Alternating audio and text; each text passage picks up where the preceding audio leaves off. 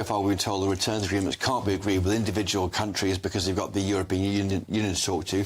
Maybe this deal can be mirrored with France, and that might help with better cooperation, because basically, after Brexit, we're a sovereign country. We have to work on some areas more closely with our European neighbours. When the news happens, it happens here. And really important breaking news. Breaking news this morning. On TV, radio and online, the news starts here on Britain's Newsroom. All the biggest stories and the answers that you need from across the UK and beyond. Join Britain's Newsroom from 9:30 on GB News. The People's Channel, Britain's news channel. Your weekend starts here with Friday Night Live with me, Mark Dolan, 8 till 9 on GB News. Big stories, big guests and big laughs as we get you ready for a cracking weekend.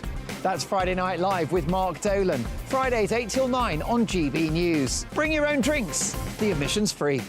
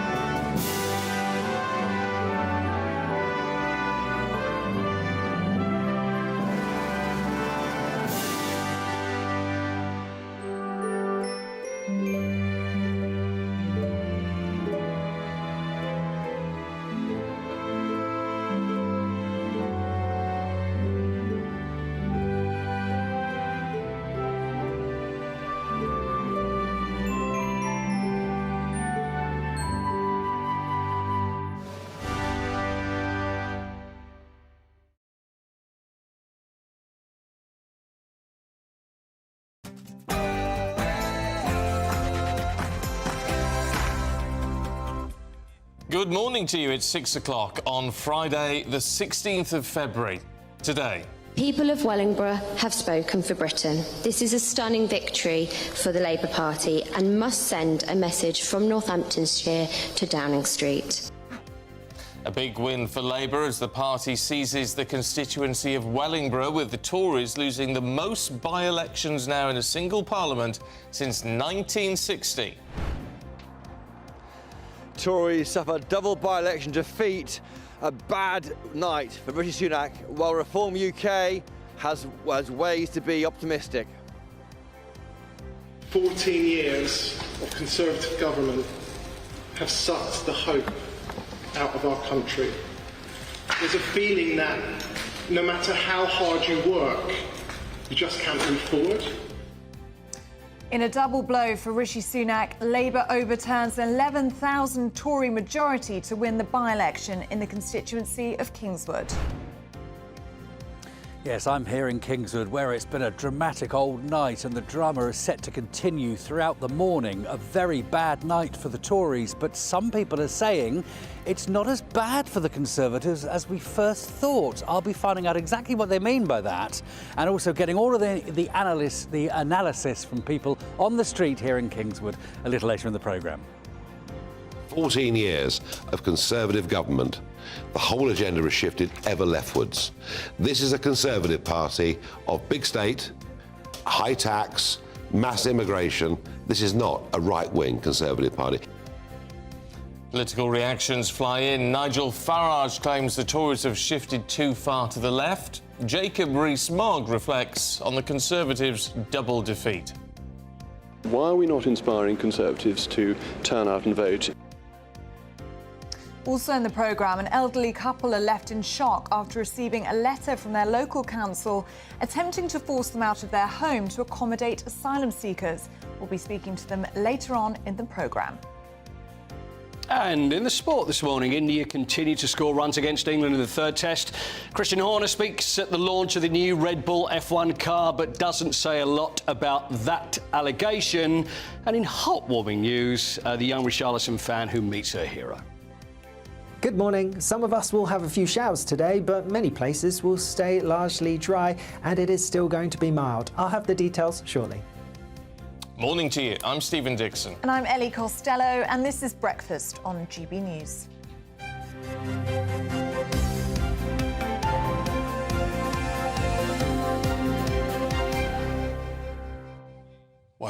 What a night. We've had our live coverage throughout the night, so let's just sum it all up for you this morning. And the top line of it all is that the Labour Party has secured victory in 2 by-elections, seizing seats in the constituencies of Wellingborough and Kingswood. Yes, Damien Egan, former mayor of Lewisham, took Kingswood from the Conservatives and put a Labour MP in the seat for the first time in 14 years.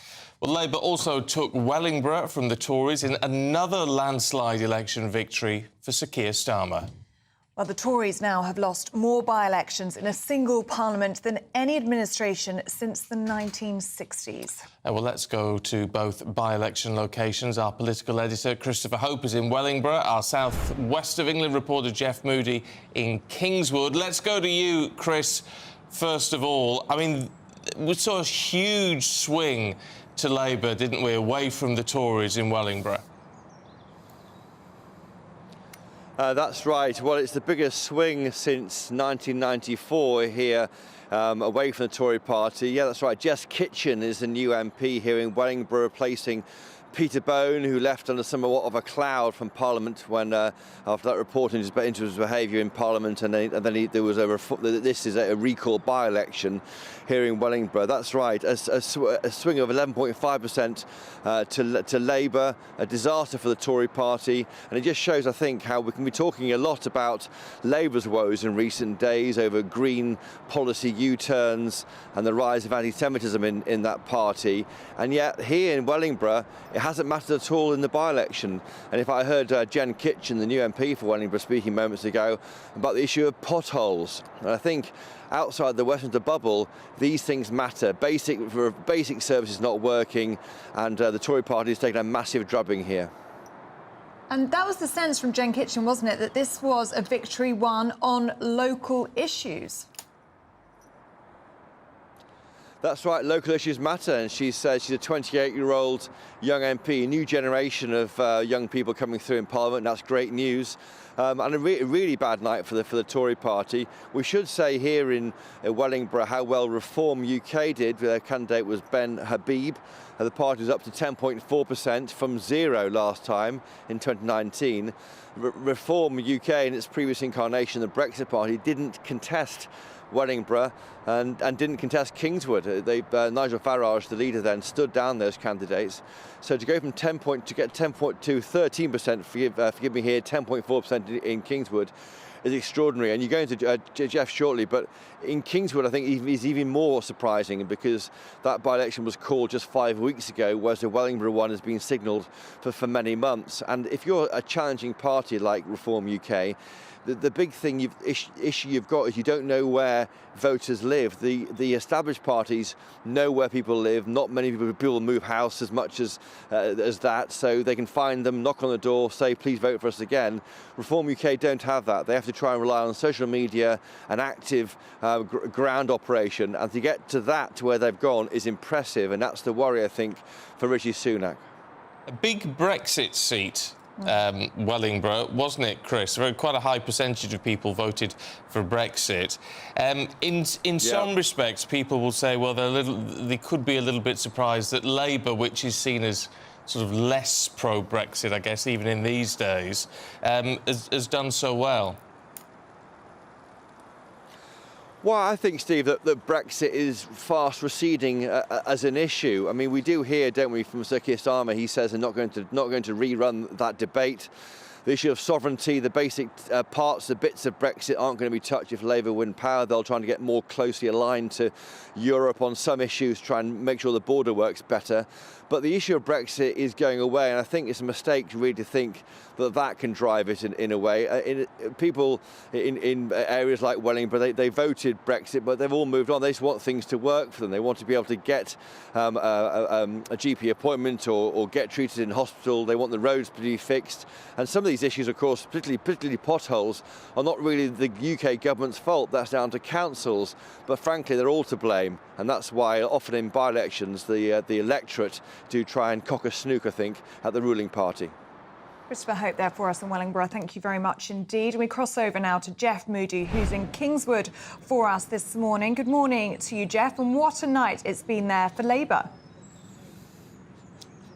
I know, it's been a dramatic old night. Not so dramatic now. Most people seem to have gone home to catch up with a little bit of sleep before coming back to Kingswood later this morning to really analyse those results and to see what it might mean in the general picture. Well, there are some things that we can take from these results. First of all, we can say that the overarching issue that people were campaigning on, that people were unhappy on, was the cost of living. No surprises there, but it has bit extremely hard down here.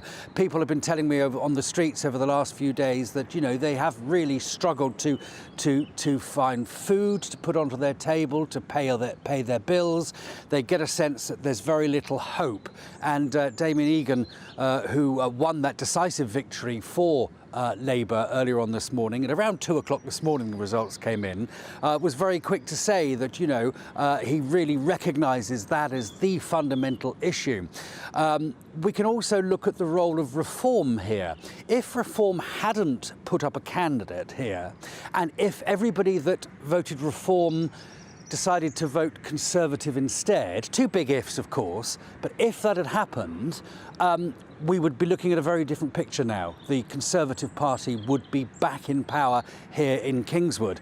So there is a real sense that Reform is splitting that right-wing vote, something for Rishi Sunak to consider as we get nearer to the general election. We also need to look at the swing, and this is why it's not quite as bad as we think. For the Conservatives. Jacob Rees-Mogg was saying earlier on today that he doesn't see this as bad as we first thought because of that swing. If that swing were to happen at the general election, it wouldn't result necessarily in a Labour victory because the swing was a lot less here than it was in 1997, in 2001, in 2005, those three early Labour elections.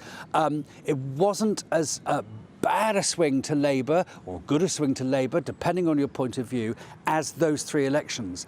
And of course, Sir Keir Starmer has been saying repeatedly over the last year or two that although he is so far ahead in the polls, the swing that is needed to go from an 80-seat majority into a decisive Labour victory is more than the swing that they had in 1997. So the fact they haven't managed to get that swing here could give some comfort for Conservatives this morning. Although, seeing as it's now 10 by-elections that they've lost in a row, 10 by-elections this term, that is slightly cold comfort. But they can also look back, perhaps wistfully, to Harold Wilson's government at the end of the 1960s, when they had it tough and they actually lost 15 by-elections in one parliamentary term.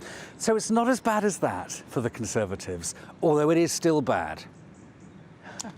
OK, Jeff Moody there for us in Kingswood. Thank you very much indeed. Well, let's get some deeper analysis, should we, with former Labour advisor Scarlett Maguire, former Conservative advisor Claire Pearsall and political commentator Alex Armstrong. Claire, I want to start with you. Where does this leave the Tories? Well, I think you're going to hear quite a lot of spin being put on this morning, but essentially this is not a good result. And I don't think that anybody is going to come out and say that the Conservatives are doing well when these by-elections were quite obviously a sign to the government that people are unhappy. I think the Wellingborough result was really interesting, being one on local issues, which I think are really, really important. And it does surprise me that the Conservative Party didn't put more of an effort into either of these two seats. And I think that is the main difference that we've seen between by-elections previously and these two, is that the CCHQ and the government have not put people out there on the media or out there on the streets as they would have done. And I think that is one of the reasons for this loss. Alex Armstrong, let's bring you in at this point. How much comfort can the Tories take in what Jeff Moody was talking about, which is that the swing is not that bad in Kingswood, that's according to Sir Jacob Rees-Mogg, and also that turnout was low. Can they take any comfort in that, or was this just an awful night for the Tories? I don't think they can take much comfort in swing. I mean, it's very different in a general election, as we've been saying. But frankly, there's been a lot of mistakes made by the Tories in the run-up to these by-elections. I mean, not only did it land, unfortunately, on the day that a recession was called, which you can imagine would have inspired voters to go, I'm not sure about voting for Rishi right now. But they also had Peter Bone's partner, the disgraced former MP, standing as their candidate, and they're being double-flanked on immigration and the economy on both sides. So maybe they can take some comfort in some number somewhere, but quite frankly, they need to look at how they're campaigning and have a look at their general approach to the election that's rapidly approaching them and see whether it's something they can actually win, because quite frankly, it doesn't look like they want to win it, does it? It doesn't look like they're trying to win. And, you know, Kingswood was a winnable seat for them, but they're not winning in Kingswood because they are losing votes to Reform, which are strong on immigration. So where are they? They can't have the economy as their major talking point. They can't have immigration as their major talking point. What are they going to have their platform be? Scarlett, in all of it, I mean, look, great night for the Labour Party. Great night. There's no getting away from that. But it's still, it's an age-old question, isn't it? Is it because people want to vote Labour or because people are fed up with the Conservatives? Well, I mean, I think that's really interesting, but I think a lot of the fed up with the Conservatives have actually gone to Reform. And I think that when Christopher Hope says quite reasonably, you know, but if Reform had stayed at home, I mean, if Reform hadn't have done it, then, you know, the Tories would have won with a lot of ifs. But actually, they would have stayed at home. I mean, the people would have stayed at home. People actually have come out and voted for Labour.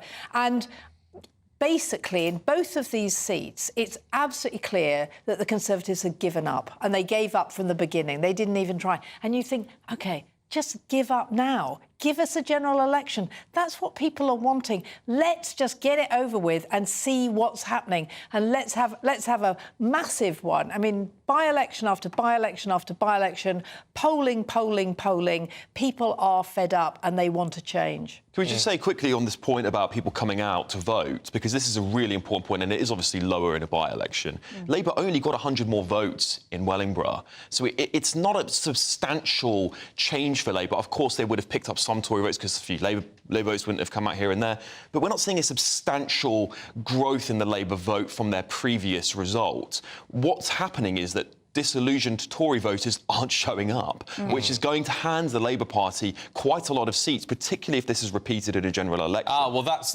the key. Claire, what do you think of that? Because there is an argument in all of this to say, isn't there, well, come a general election, actually, this could be a lot tighter. That's right. I think people do behave differently when it's a general election as opposed to a by-election, and we ought to be very, very careful at extrapolating the results of by-elections and making that the national picture. But I do think that the Conservatives have an awful lot of work to do. They need to work on their ground operation. They need to select their candidates a lot better and learn what they're going to campaign on. And unless they do that, then Conservatives are likely to stay at home. I'm not sure that a lot of Conservatives will go over to Labour, but they may go over to some of the other parties. But this is a really important point, that we shouldn't extrapolate too much from by-elections. However, we can see that the road ahead is going to be really, really tough. And it's now up to the Conservatives to prove that they have the mettle to take on a general election campaign, and also the right candidates and the right messages that people are after. Because unless they have that, then I'm afraid that the general election is lost to them.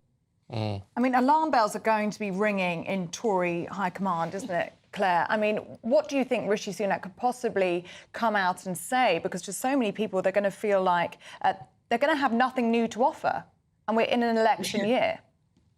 And that's always the problem. And in defence of the Conservative Party, after 14 years, it's always going to be hard to put a message across, because you get shouted down at every opportunity with what you haven't done. So the Prime Minister needs to come out with some positives and stop relying on 5 pledges and come up with things that people are encouraged by. Because unless you have hope, you aren't going to go out and vote. If you're being told the whole time that the Conservative Party are negative in certain areas, then that's what sticks in your mind. It is now incumbent upon the Prime Minister to prove what the party is positive about, and that is the real challenge. I know Scarlett's itching to get in. Before we come to you, Scarlett, let's just have a look at your winning candidate, should we? First of all, this acceptance speech, and then we'll hear what he said to us here on GB News. Thank you for giving me your trust and for allowing me to serve the community that I'm from. It's a trust that I promise to repay, to show you that politics can be different and that it can make a difference. In Kingswood, as across the country, 14 years of Conservative government have sucked the hope out of our country. There's a feeling that no matter how hard you work, you just can't move forward. And that with Rishi's recession, we're left, again, paying more and getting less. It doesn't have to be this way. You know it, I know it, we all know it. I think when we're talking to people, we talked about the issues that people were raising. The top ones with us was NHS, cost of living and policing, but you know, certainly other issues as well were coming up. But no, I'd like to think that we won the election on our own back by working hard and getting a good message out there to the voters of Kingswood. Well, it's interesting, Scarlett. We're talking about Claire was talking about messages of hope that the people need. And of course, any winning candidate's full of hope, aren't they? In all of this, he seems like he's got a stronger message for his constituency than Keir Starmer's got for the country. No, I mean, we have to have hope, but we know that things are going to be difficult. But what's so interesting about these by-elections is Wellingborough in particular. Wellingborough is not a seat that Labour would hope to win. And actually, what would be a more interesting by-election is one in the Red Wall, where Labour is standing, because there is a slight problem that we're not going to discuss, but where Labour is standing, where you see what happens, because that's where Labour people, as Boris put it, lent their vote to the Tories, and Labour are trying to get it back. I mean, and that would be more interesting than Wellingborough, where, frankly, I mean, the Tories completely screwed up. I mean, they did choose a candidate that it was like shouting at the people, we don't care that you've thrown out Peter Bone, we're going to have his partner. I mean, it was incredible. Whereas, I mean, I would find it more interesting, and I'd be very happy to come back here to find out what would happen in the Red Wall, because I think that's where we're going. I mean... Do you think with the Red Wall, then, you know, traditionally red, went blue in 2019 because people were fed up with Brexit, could they go even farther right now and vote reform because they still feel they haven't had the response they want? Well, I think it'll be split. I think some people will go to reform because they're completely fed up with the Tories. I mean, I was doing one of your outside broadcasts in Barnsley. There were about 100 people in the room. Not one was going to vote Labour or Tory. They were all saying Farage. But I don't think that... I mean, I really don't think that they're going to win seats there. I just think that they're going to pull the Tory vote. But I think Labour will actually win those seats back. Partly, you know, because they have been working them, but I mean also because there is the only hope. I mean, we keep forgetting in the Westminster Village, I mean, just how badly off people are. The cost of living is terrible. I mean, on Nigel Farage's programme last night, they had the woman who runs the Trussell Trust, who was just saying it was awful. It was just terrible. And we have to remember that people only go to food banks when they're referred. You can't just walk in and take food. And she said it really was terrible. And by the time people went to food banks, they were already in debt. They were already owing on their electricity, and the numbers were going up all the time. And that's one of the many things that are going to lose the general election. Well, it's going to be interesting to see if ultimately the great British people decide that Labour's to be trusted on the economy more, which was never previously the case. So we did win in '97. Well, yes. Then we won 3 elections. We had a good economy. Well, yes, that's absolutely right. But then you lost the faith, didn't you? Because Gordon Brown, you know, was the prudent Chancellor who stored up all that money and all those reserves until he became Prime Minister and then spent them all off. Stephen, there was a global crash which sold off our gold which reserves. Gordon got the blame for. There was a global crash, and actually the Americans feel that he did save things because he knew what to do. I wonder if the Labour Party will say that about Rishi now. There is a global recession. It's going to be wild. Well, we're the worst. Scarlett, Claire, Alex, we'll see you all a little bit later on. Thank you. At 23 minutes past 6, here's Alex Burkle with your weather.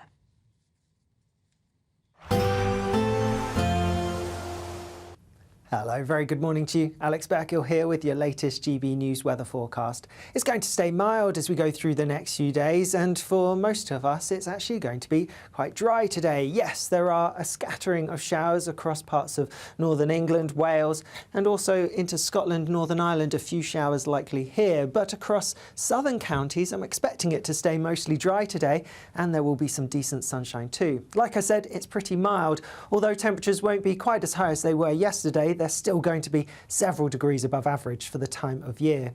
Staying mostly dry as we go through the end of the day, still just a few outbreaks of rain here and there, but some clear skies for a time. A bit more cloud pushing into western areas as we go through the early hours of tomorrow, and that cloud may be thick enough for some outbreaks of drizzly rain. But in the east, some clearer skies, and as a result it may turn a bit fresher than some recent nights, but on the whole still relatively mild for the time of year. As we go through tomorrow then, the best chance of any sunshine will be early on across the Far East, and then increasing amounts of cloud pushes in from the west. That will bring a bit of rain towards western parts through the morning, but it's later on where we see a band of heavier, more persistent rain sweeping its way eastwards across the country. Again, it is going to be quite mild, highs of around 15, possibly even 16 Celsius. That rain then continues its way eastwards as we go through the end of the day Saturday, clearing eventually on Sunday, leaving a drier day for many. Well, don't miss... What? What are you tittering about? Just, you're very amusing. Oh, thank you very much. Actually, I will tell you, Scarlett Maguire just told me to undo my jacket. Oh, see, I'd like it done up. In fact, she actually came over and undid it, and she said, I did that for John Smith once, who was... They always say he was the greatest Prime Minister we never had, John Smith. It's been a long time. Oh, see, I prefer it done up. Oh, there you go. Well, I've got to do what Scarlett says for this morning. It's a Labour win morning, so I'll let her have this one. Let her have that one, fair enough. For this hour. Yeah, OK. OK, make sure you don't miss out on your chance to win £18,000 cash in our Great British giveaway. Here are all the details that you need. There's still time to become the winner of our Great British giveaway. There's an incredible £18,000 in cash to be won. Totally tax-free cash that you could do whatever you like with. That's like having an extra £1,500 in your bank account each month for a whole year. It could go towards your mortgage or rent, buy monthly treats, or just send some of those day-to-day financial stresses packing. For another chance to win £18,000 in tax-free cash, text GBWIN to 84902. Text costs £2 plus one standard network rate message, or post your name and number to GB02 PO Box 8690 Derby DE1 9TT. UK only. Entrance must be 18 or over. Lines close at 5 p.m. on Friday the 23rd of February. Full terms and privacy notice at gbnews.com/win. Good luck. Do stay with us. Still to come, Paul Coit will be here with all the latest sport, including Christian Horner speaking for the first time on those allegations made against him. That's next. This is GB News Breakfast with Stephen and Ellie.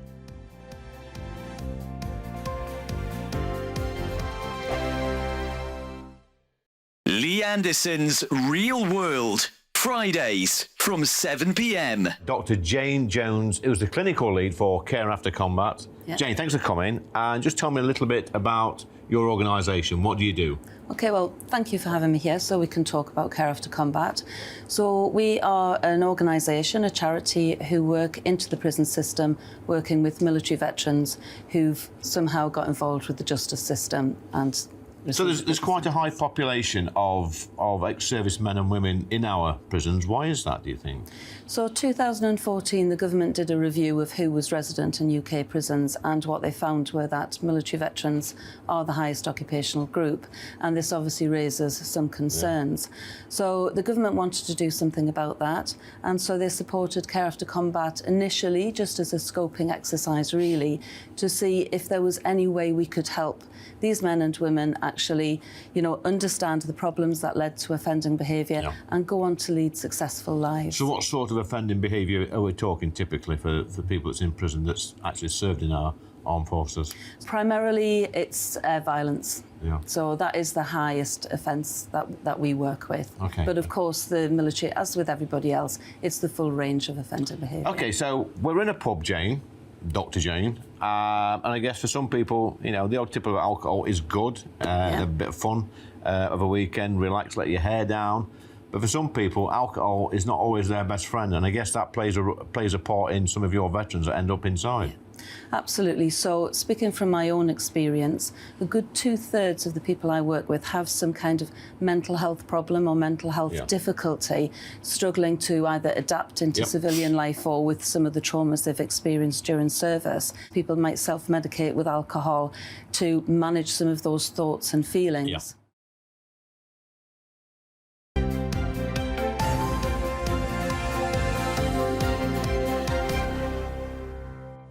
Let's take a welcome break away from politics just for a couple of minutes, should we? Because Paul Coyte is here with the sport. Good morning. Good morning. How are you? OK? Yes, very well. Very busy today. I'm having He's a bit busy. I'm having a swing, an 80% swing at the moment. OK, yes, well, that's good. Yeah. I thought it was just the way you were sitting. Cricket update, shall we? Third test. Please. England are playing India in Rajkot at the moment. Started this time yesterday, we were talking about it. I was saying, look, it's great. England are doing really well against India. They were 33 for 3, India, and it looks like everything was going to be great. And as soon as I said that, it's what you do. Things turn around. So India then start batting very well. And they were listening to you. 387 for 7. So they're probably going to go over 400 now. And then England hopefully will get a bat a little bit later today. But it's not quite as good as it was this time yesterday. No. It's fair to say. And we've got news about Roy Hodgson. Yeah, I feel really sorry about this. So do I. I mean, Roy Hodgson, and we've spoken to Roy Hodgson on this show, and a really decent man and a great manager, but he's 76 years old. Crystal Palace manager. Things have not been going well for Crystal Palace, so they've won 3 games, I think, the last 19. And on the verge of being fired. And this is what we've been talking about for the last couple of weeks. And it's always difficult, especially when there's someone that's being spoken about and you think, I mean, obviously that's the way the game is. And he knows that he's on the verge. So there was a press conference that was announced yesterday, and Oliver Glasner is Austrian and he's the former manager of Eintracht Frankfurt, and it seemed that he was the one that was going to replace Roy. Now, we thought that maybe this was going to happen yesterday, and then there was a press conference that was cancelled, and it seemed that Roy was then taken to hospital because he'd collapsed at training. Now, we don't know too much about it. We know that the chairman, Steve Parish, was the one that went with him. Can you imagine what it must feel like, though, when you've got that situation and you know that you are going to reply? I don't know. Maybe I'm too soft in a situation like this. No. Where you think, I've got to fire you, but now I'm going to take you to hospital, but he's stable in hospital and he's safe in hospital and everything hopefully is OK as far as Roy's concerned. But when it comes to replacing him, etc., it's obviously a very delicate situation, isn't it? Yeah. But we do wish Roy all the very best. But at 76, he's a man that loves football. He's completely dedicated to it. And it was once he'd retired when I spoke to him on here. And he said, I said, well, what are you doing with yourself? Oh, no, I'll keep myself busy, but still going to football. Yeah. Because when you've known that your entire life, it's difficult to give up. But to be a football manager is the most stressful 24-hour job that possibly... Next to yours and Ellie's, it's the most stressful 24-hour job. So we wish him well. Yeah, we certainly do. Yeah. Christian Horner, big day yesterday. Yeah. He's obviously unveiling the new F1 car and what have you. Yeah, we'll have that for you a little bit later. The new F1 car, which is... now, I'm going to try and find the name of this. I think it's gone for... It was the RB19, which was the last car. So this is the RB20? No, it's the RB26, this one. Oh. No, you're right, it is the Of course, every year. I think they'd be a bit more... there we are. There's the launch of the car yesterday. So Christian Horner, who's going through these allegations at the moment, and he's been questioned a lot about it. Now, we kind of expected that, which actually happened, is that Red Bull would say in the press conference, it was interesting he was there, everything. Nobody is allowed to ask anything about these allegations, which are by a female member of staff, a complaint of inappropriate and controlling behaviour, allegedly, which he's denied. So, of course, as soon as he came out, stood there next to the car, the first question, so tell me about this. Tell me about the allegations. Nobody wanted to know about the car. So the things that he came out with, I mean, he was obviously very careful about what he said. He said his support has been overwhelming. It's business as usual, fully deny the allegations. This is the sort of thing that brings the team together and believes that he will be on Bahrain for the first race, which happens next month. Okay. So we'll just have to see what the independent inquiry comes up with. We will indeed. OK, Paul, for now. I have something very heartwarming for you in an hour. Look forward to that. We need heartwarming. I will save that for you for after 7 o'clock. Excellent. Thank you. Do stay with us. Richard Tice is going to be in the studio as the Reform Party performed very well in the by-elections. That's next.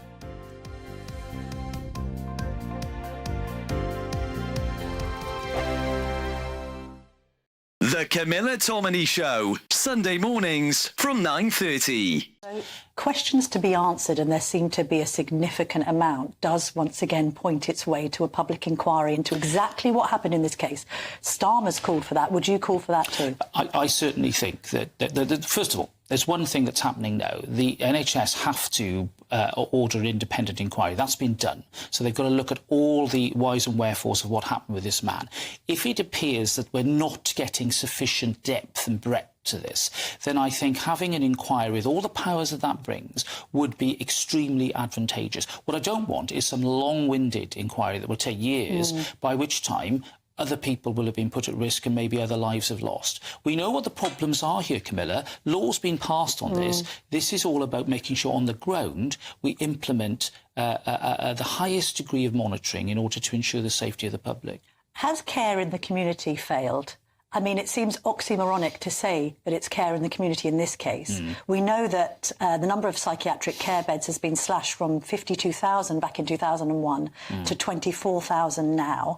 I've anecdotally, because I wrote my column about this in The Telegraph yesterday, received quite a lot of correspondence from people saying the situation with care in the community is dire. People aren't being adequately monitored. Was it a mistake to close down all of those mental institutions? I don't think we should go back to those days when we had those appalling institutions where we just lock people away and forget about them, and not just mental health people, but autistic people and disabled people. Horrific way to treat individuals, and you know I campaign on that a lot. I know. However, I think if we move into a more community-based approach, which can be really good for many, many people who are on the spectrum and on that scale of mental health, we have to remember there will be a small but significant number who will continue to pose a danger. Okay. And that's why monitoring is so important.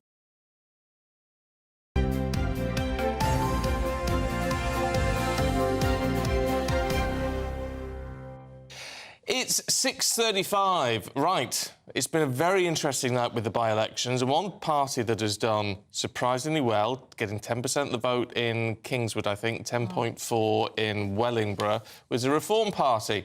Their leader, Richard Tice, is here. Good morning. Good morning to you. Surprisingly well. I mean, no, we're delighted. I bet you are. Best two by-election results ever, significantly above the previous record. And look, I mean, we're at or above now what we're the national polling, and that's a significant first for us because that's been the criticism with previous by-elections. We haven't got to that. And basically now, I think with the party, we are seriously coming of age. Yeah, but the one thing... We're the third largest party. The Lib Dems have disappeared down the plug hole. And we're heading north, Stephen. Yeah, but what you've done, in Kingswood particularly, is you've proved Rishi Sunak's point, haven't you? A vote for reform is a vote for Keir Starmer. We're putting forward our policies. It's not our job to help the Tory party. Our job is to put forward different policies that we believe, frankly, will save Britain. I've been predicting the recession that was announced yesterday since the beginning of the year. I was right on that. You can't grow an economy with the burdens of record-high taxes, record-high wasteful government spending, mass low-skilled immigration and the vast cost of net zero. And I've been saying this, and sadly, I've been proven right. And that's the policies that we're going to put to the people with a completely different plan. And we say this is the only way you can grow the economy and get the country back on track. But if you split the right-wing vote in the same way at a general election, you are handing the keys of number 10 to Sir Keir Starmer, aren't you? I'll repeat what I've just said. It's not our job to help the Tory party. It's our job to say there's no difference between the two main parties. They're two sides of a socialist coin of high taxes, low growth, mass immigration, pro-net zero. It's a catastrophe for the country. We're putting forward a completely different agenda, and we hope more and more people will vote for us from any party or no party. But what's the ultimate goal? And it's the sort of question we put to the Lib Dems over the decades, actually, now, is that what do you actually hope to achieve? Is it about influence or is it about forming government? Because you say, great results for you, 10%, 10.4%. 10.4% and 13%. Oh, was it? Is that what it was? Yeah, 13%? 13%. Right. Look, the goal is... But the point is, you haven't won a seat. And everyone says... Which is why we share with the Lib Dems the goal of having proportional representation, which is the right electoral system enjoyed across most of the Western world. And if we were polling 13, 15%, then we'd have sort of 80 or 90 seats in the House of Commons. And that means that everybody knows that you've got one vote is equal. So that's part of the goal. And yeah, sure, we want to shape and influence. We want to put forward our policies and we say, look, the country's going to the dogs. Frankly, our policies will save Britain. Look, great result for you last night, but the Tories will say that people were using this as an opportunity for a protest vote, or they were simply staying at home, and you wouldn't get the same sort of behaviour at a general election. And they would say that, wouldn't they? Look, the reality is people are not voting... But there's some truth in that, is there not? The way that people voted yesterday and last night is not the same way they voted at general election. I disagree. Actually, I think people are realising that they're tired, they're old, they're toxic, they've had their chance, they've blown it. Frankly, they should stand aside now, having messed up. Let me take on Keir Starmer head-to-head. I beat him hands down. Oh, very interesting. That would be an interesting You've got to be bullish debate. in politics, you've got to be optimistic, and I've got loads of it. But if what you want to do is change the political landscape, if because of this, and there's a very real possibility of this, that the Tory party turns round and says, look, Mr Tice, we're going to adopt some of your policies on this, particularly when it comes to things like immigration and what have you. We're going to move in that direction ahead of the publication of our manifesto. Would you then do what happened last time, which is step down a load of seats? They had their chance. No one believes a word they say anymore. They said that last time. We fell for it. We now regret it. We're not falling for that nonsense again. No one trusts them. They know they won't deliver. So we're saying these are the policies, this is the right thing. And there are certain key things, like on net zero, where we are poles apart from the Tory party. I wanted to ask you about your plan to have a candidate, a Reform UK candidate, in every seat at the general election. And we saw this week with the Labour Party, didn't we, and Azhar Ali, the problem with the vetting process. How are you possibly going to vet that number of candidates in every single seat in this country? Because we've been doing it for about a year already. So if you look at our website, we've got about 400 candidates already on there. We've got about 300 going through the process. And, yeah, you have to do it. And inevitably, someone somewhere out of 630 will say or write something daft. It's a fact of life. And you then have to quickly assess it. And you've seen it with the Labour Party. You see it sometimes with other parties. And you then make a quick decision. You know, was it beyond the pale? If so, you've got to say, thank you very much, but you're done, you're out of it. And we're very clear on that. So, but we've got a good vetting process and we're growing every couple of weeks. There's more people being added to our list. So we're ready. Wherever there's an election in May, the summer, or the late autumn, we'll be ready and we're standing 630. And there's no deals with the Tories. We've done that before, never again. I still wear the scars on my back. What do you say to those people, and there are plenty of them, who say, right, they might like what you seem to stand for, but it's all, not quite, but almost single issue. So what would you do with education? What would you do with the NHS? I'm delighted you mentioned that, because we've got a big rally, almost 1,500 people in Doncaster a week tomorrow, and we will be releasing the draft of our election contract with the people, which will cover all of these areas in great detail, including costings. So you've just got to wait, 8 days to try and do the maths, and then that will all be put out there. So we'll be the first party out there. We're not calling it a manifesto, because they all break their promises and manifestos. We're calling it an election contract with the people. A draft election contract. So it gives you a little bit room for manoeuvre before the date's called.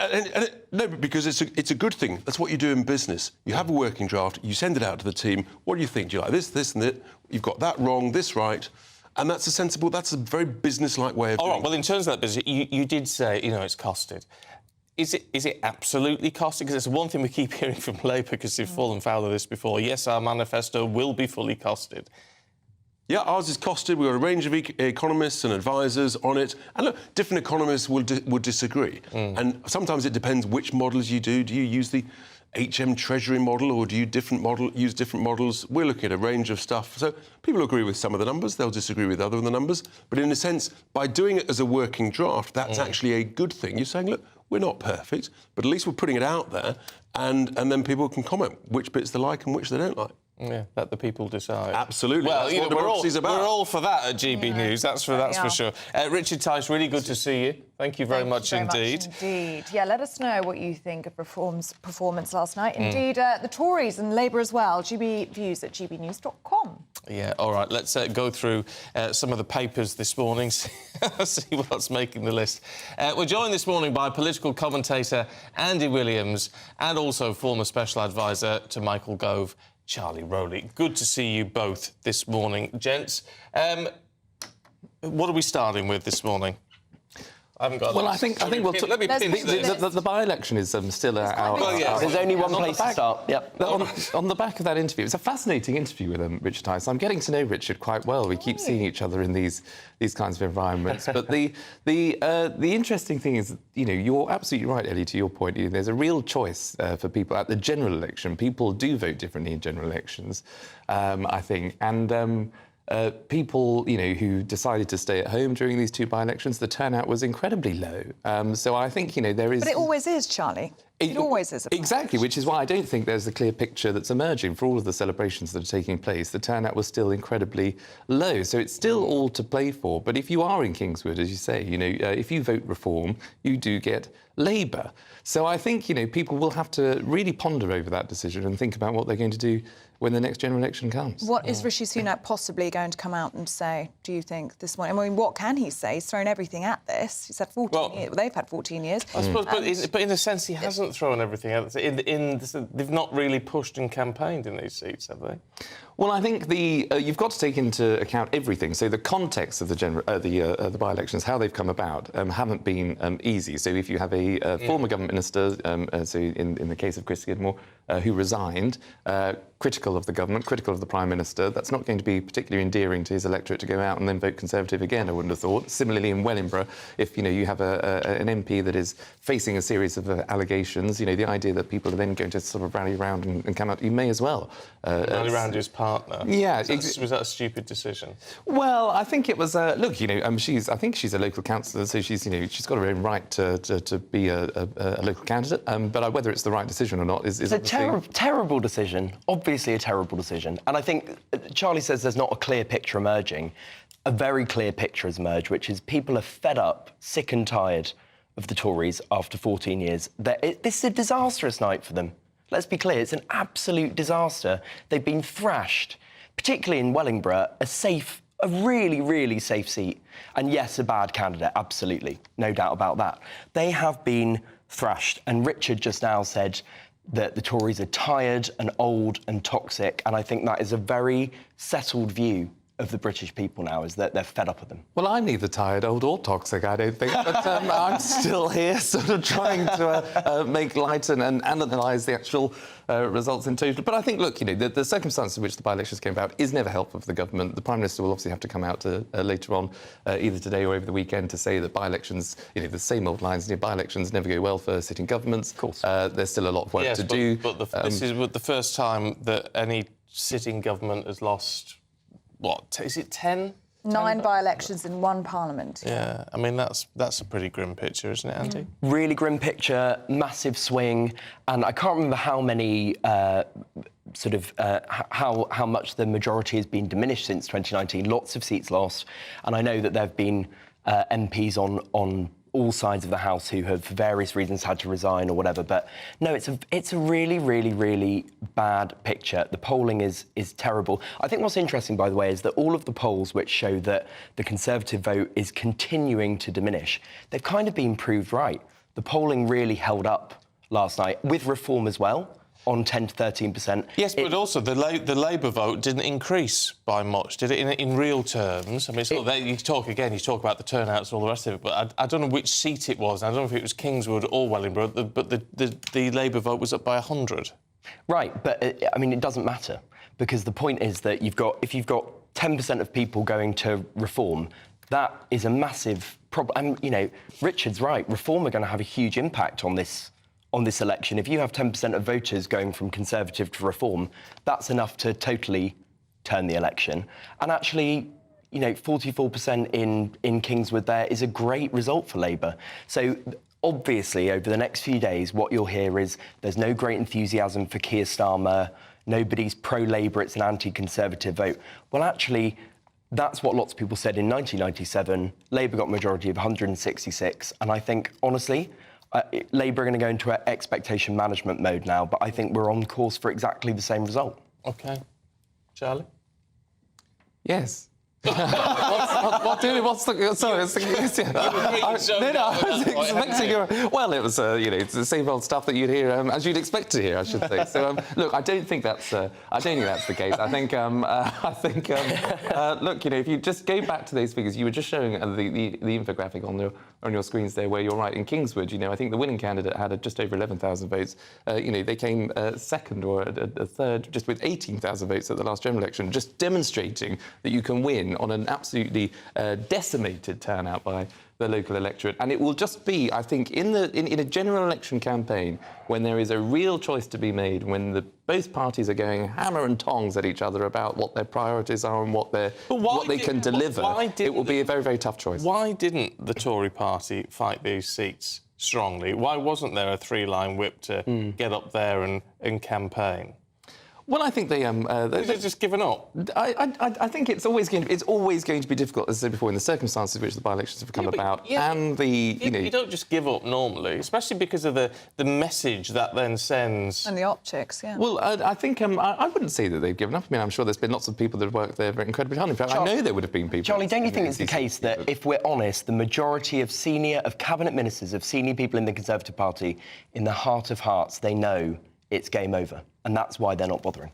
No, I don't. I don't think that at all, actually. I think people know that there is a fight to be had, and there's a real... you're talking about, Conservative activists and MPs not going up to those by-elections. Well, the public didn't turn out to vote in those by-elections. So there is clearly a lack of will to be engaged in the political debate at the minute, probably because there's been so much politics that's ongoing, and people are just, I think, probably waiting for the general election. But they're also, on the back of your fantastic, might I say,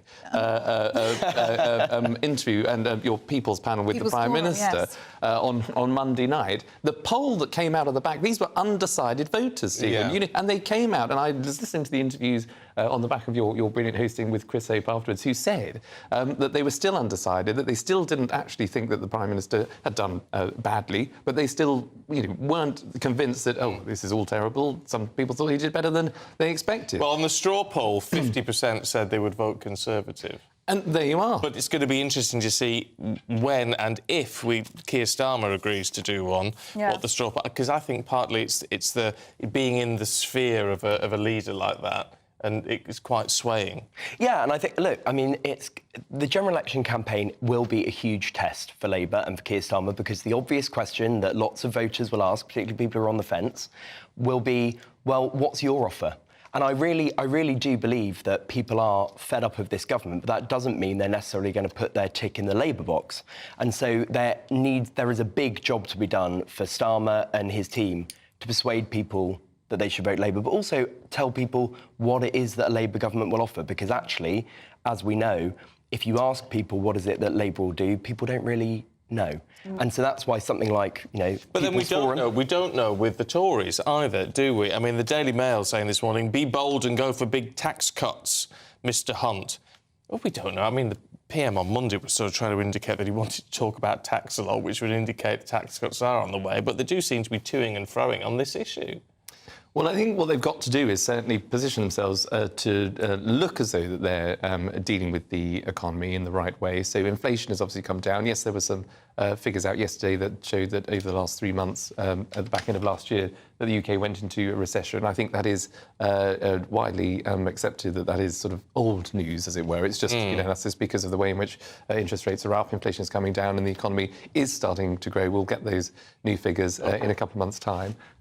But I think they'll want to go into the March budget and making sure that they are doing things that appeal to Conservative voters, and that does include tax cuts. OK, gents, it's been good to see you. We'll catch up with you a little bit later on. Let's just talk to Conservative Party Chairman Richard Holden, who joins us now. Good to see you this morning. What a disappointing night for the Conservatives.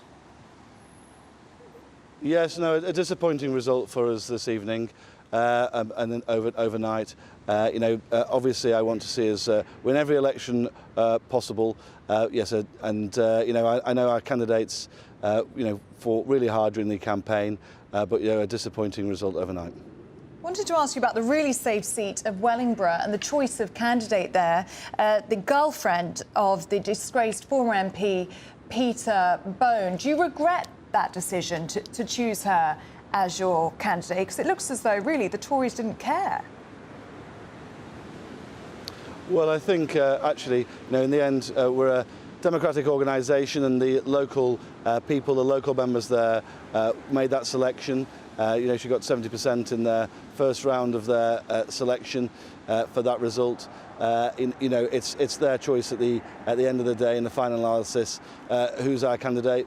But the results were disappointing, but I suppose also quite different between the two by-elections as well. I think Kingswood was very narrow victory for Labour, certainly when they last held it. Back in the mid-2000s, they're holding it by a 6,500 majority. So it's not fantastic results for us. I mean, what's interesting in all of this is reform, isn't it? Because, I mean, certainly you look at Kingswood, if reform didn't exist, you'd have held on to that seat by 100 and something votes. It would have been very tight, but you would have held it. What are you going to do to combat reform?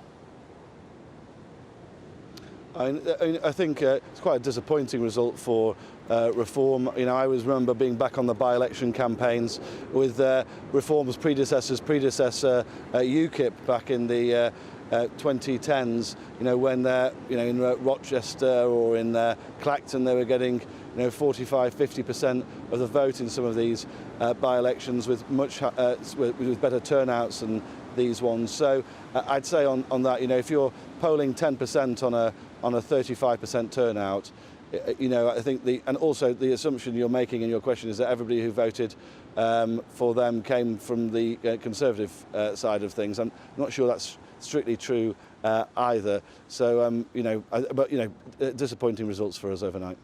Well, surely alarm bells are going to be ringing in Tory high command today. Do you think there'll be questions again about Rishi Sunak's leadership? Well, I think no. This is a symptom of we've got two local government, two by-elections in difficult circumstances. One where an MP has stepped down a few months before a general election.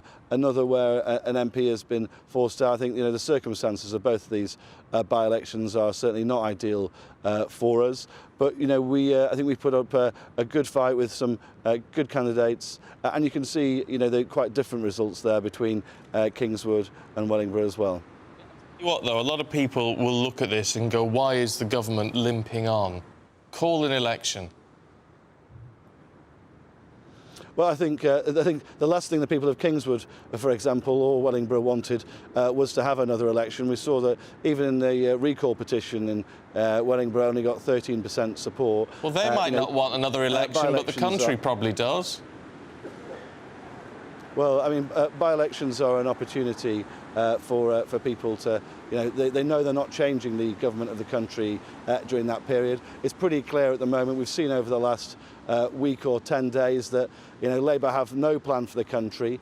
We've seen Keir Starmer's not even managed to really change his party with all the issues we've seen from them. They've not got a policy background there in place at the moment. They've U-turned on all of their major policy pledges, although they're sticking to the outcomes, just not telling us how much they're going to spend. I think there's a good while to go before a general election yet, and I'm sure all of these issues will be thrashed out over the next few months. OK. Richard Holden, good to see you. Thank you. Thank you very much indeed. Charlie Rowley, what did you make of what Richard Holden had to say? Well, I thought it was a brilliant interview, actually. It was very candid about the... He didn't tell us anything. Well, it's a disappointing night for the Conservatives. He will obviously go back to CCHQ later on as party chairman and thank staff for all of their work and sort of work out just what could have gone better. But I think it's just the circumstances by which the by-elections were called and the way in which, as I say, there is voter apathy and the lack of political engagement at the minute, where I think that's why the turnout was as low as it was. But, when it comes to the general election, he will want to make sure that on the back of these two by-elections that the party is absolutely ready and the wheels are oiled and the rocket boosters are fully fueled to turbocharge this general election campaign, which I no doubt will see the Prime Minister doing incredibly well. We've only got 15 seconds, but Charlie's very enthusiastic. Richard Holden didn't seem to be. He certainly didn't. Your strapline there says Labour gains Wellingborough. That's an understatement. This was a absolutely disastrous night for the Conservatives. OK. Andy Williams, Charlie Rowley, we'll see you both a little bit later on. Thank you. Martin Daubney, weekdays from 3 p.m. Welcome to the show. Superb stuff, great footage. So you're right in the thick of it there. What's the mood on the ground? Well, I've left there now. I've actually now come to that EU Council summit that I was talking about. It's still pretty chaotic. The entire city of Brussels has been completely clogged with these tractors, sort of three abreast in most of the roads across the city. The people of Brussels aren't particularly happy. I mean, this is sort of reminiscent for some people of the Just Stop Oil protests, people gluing themselves. People are unable to get to hospital appointments, and there's a lot of upset about the destruction that's happening on the streets of Brussels today.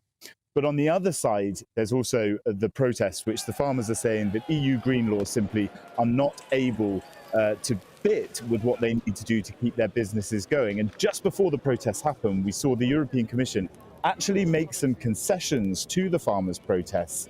And this is on the demands that were put on them to set aside somewhere in the region of 5% of their land for regrowing for biodiversity.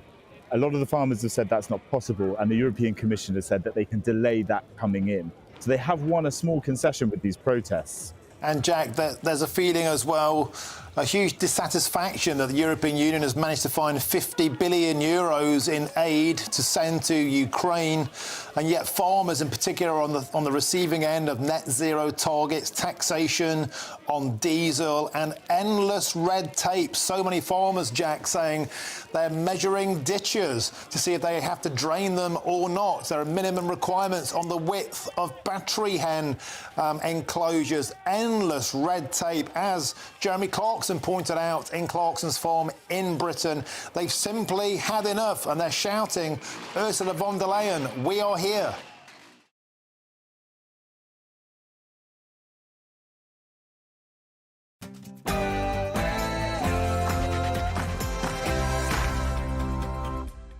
Good morning to you. It's 7 o'clock on Friday, the 16th of February.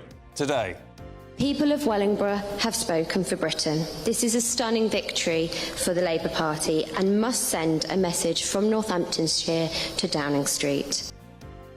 a big win for Labour as the party seizes the constituency of Wellingborough, with the Tories losing the most by-elections in a single parliament since 1960. That's right, a record by-election defeat, a collapse in support here in Wellingborough for the Tory party as Labour marches on, and Reform UK doesn't do badly either. 14 years of Conservative government have sucked the hope out of our country. There's a feeling that no matter how hard you work, you just can't move forward. In a double blow for Rishi Sunak, Labour overturns an 11,000 Tory majority to win the by-election in the constituency of Kingswood. 14 years of Conservative government. The whole agenda has shifted ever leftwards. This is a Conservative party of big state, high tax, mass immigration. This is not a right-wing Conservative party. Political reactions fly in. Nigel Farage says the Tories have shifted too far to the left. Sir Jacob Rees-Mogg reflects on the double defeat for his party. Why are we not inspiring Conservatives to turn out and vote? An elderly couple are left in shock after receiving a letter from their local council attempting to force them out of their home to accommodate asylum seekers. We'll be speaking to them later on in the programme. And sports news this morning, latest from India as England still tried to bowl the hosts out. Jurgen Klinsmann is fired as South Korea manager, and we have a new world champion in swimming. Good morning. Some of us will have a few showers today, but many places will stay largely dry, and it is still going to be mild. I'll have the details shortly. Morning to you. I'm Stephen Dixon. And I'm Ellie Costello, and this is Breakfast on GB News.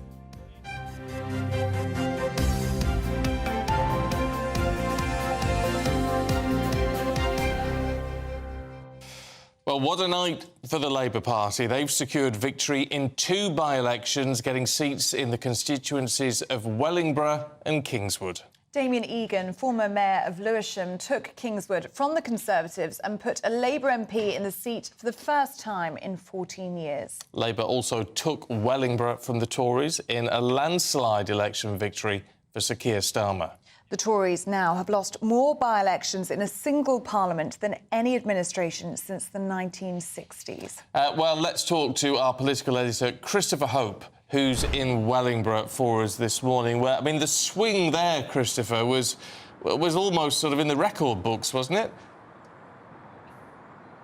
That's right, the biggest since 1994 in Dudley, Steve and Ellie, morning, and the biggest collapse in support, a new stat there, ever for the Tory party here in the Wellingborough by-election. A complete disaster. The new MP is someone called Jen Kitchen. She's 28 years old. She's a new generation of young Labour MPs we'll be seeing, I think, and young people entering Parliament in the election later this year. The Tories, of course, didn't campaign here at all. It wasn't a by-election they wanted. It was forced by the removal from Parliament of Peter Bone over criticism of his private life. And same in Kingswood. These are by-elections this party doesn't want. The country's just gone into a recession. We know from Rishi Sunak trying to bring his government back on track from the event he held with GB News on Monday up in Darlington, and you were there, Steve, of course.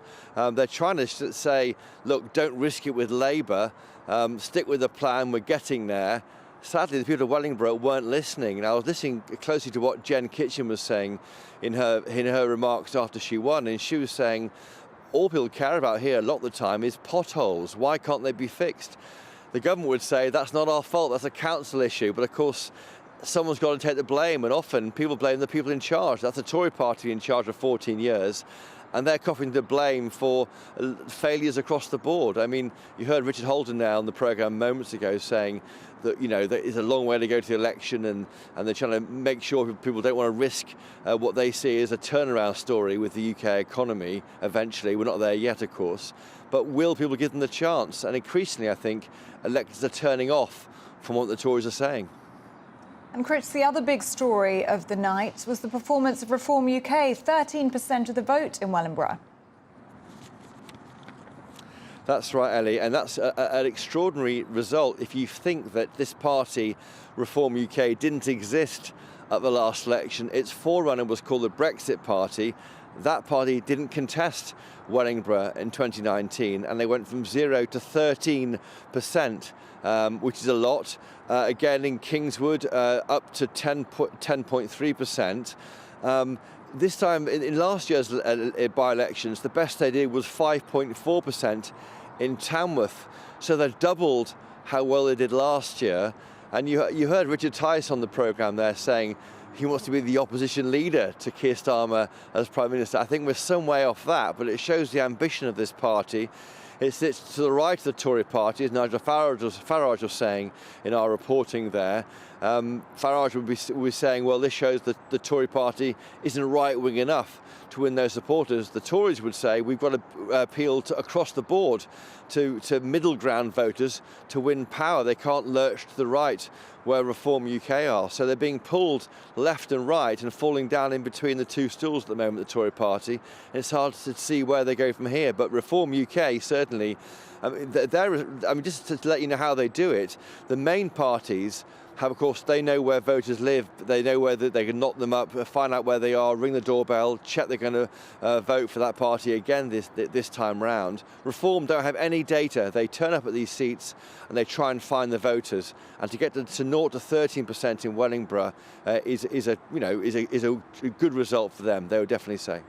There's a very real question, and actually Jacob Rees-Mogg, which we'll play a clip of him a little bit later on, asking the question, why isn't the Conservative Party creating the right enthusiasm amongst their voters to get them out, actually, in these sort of situations?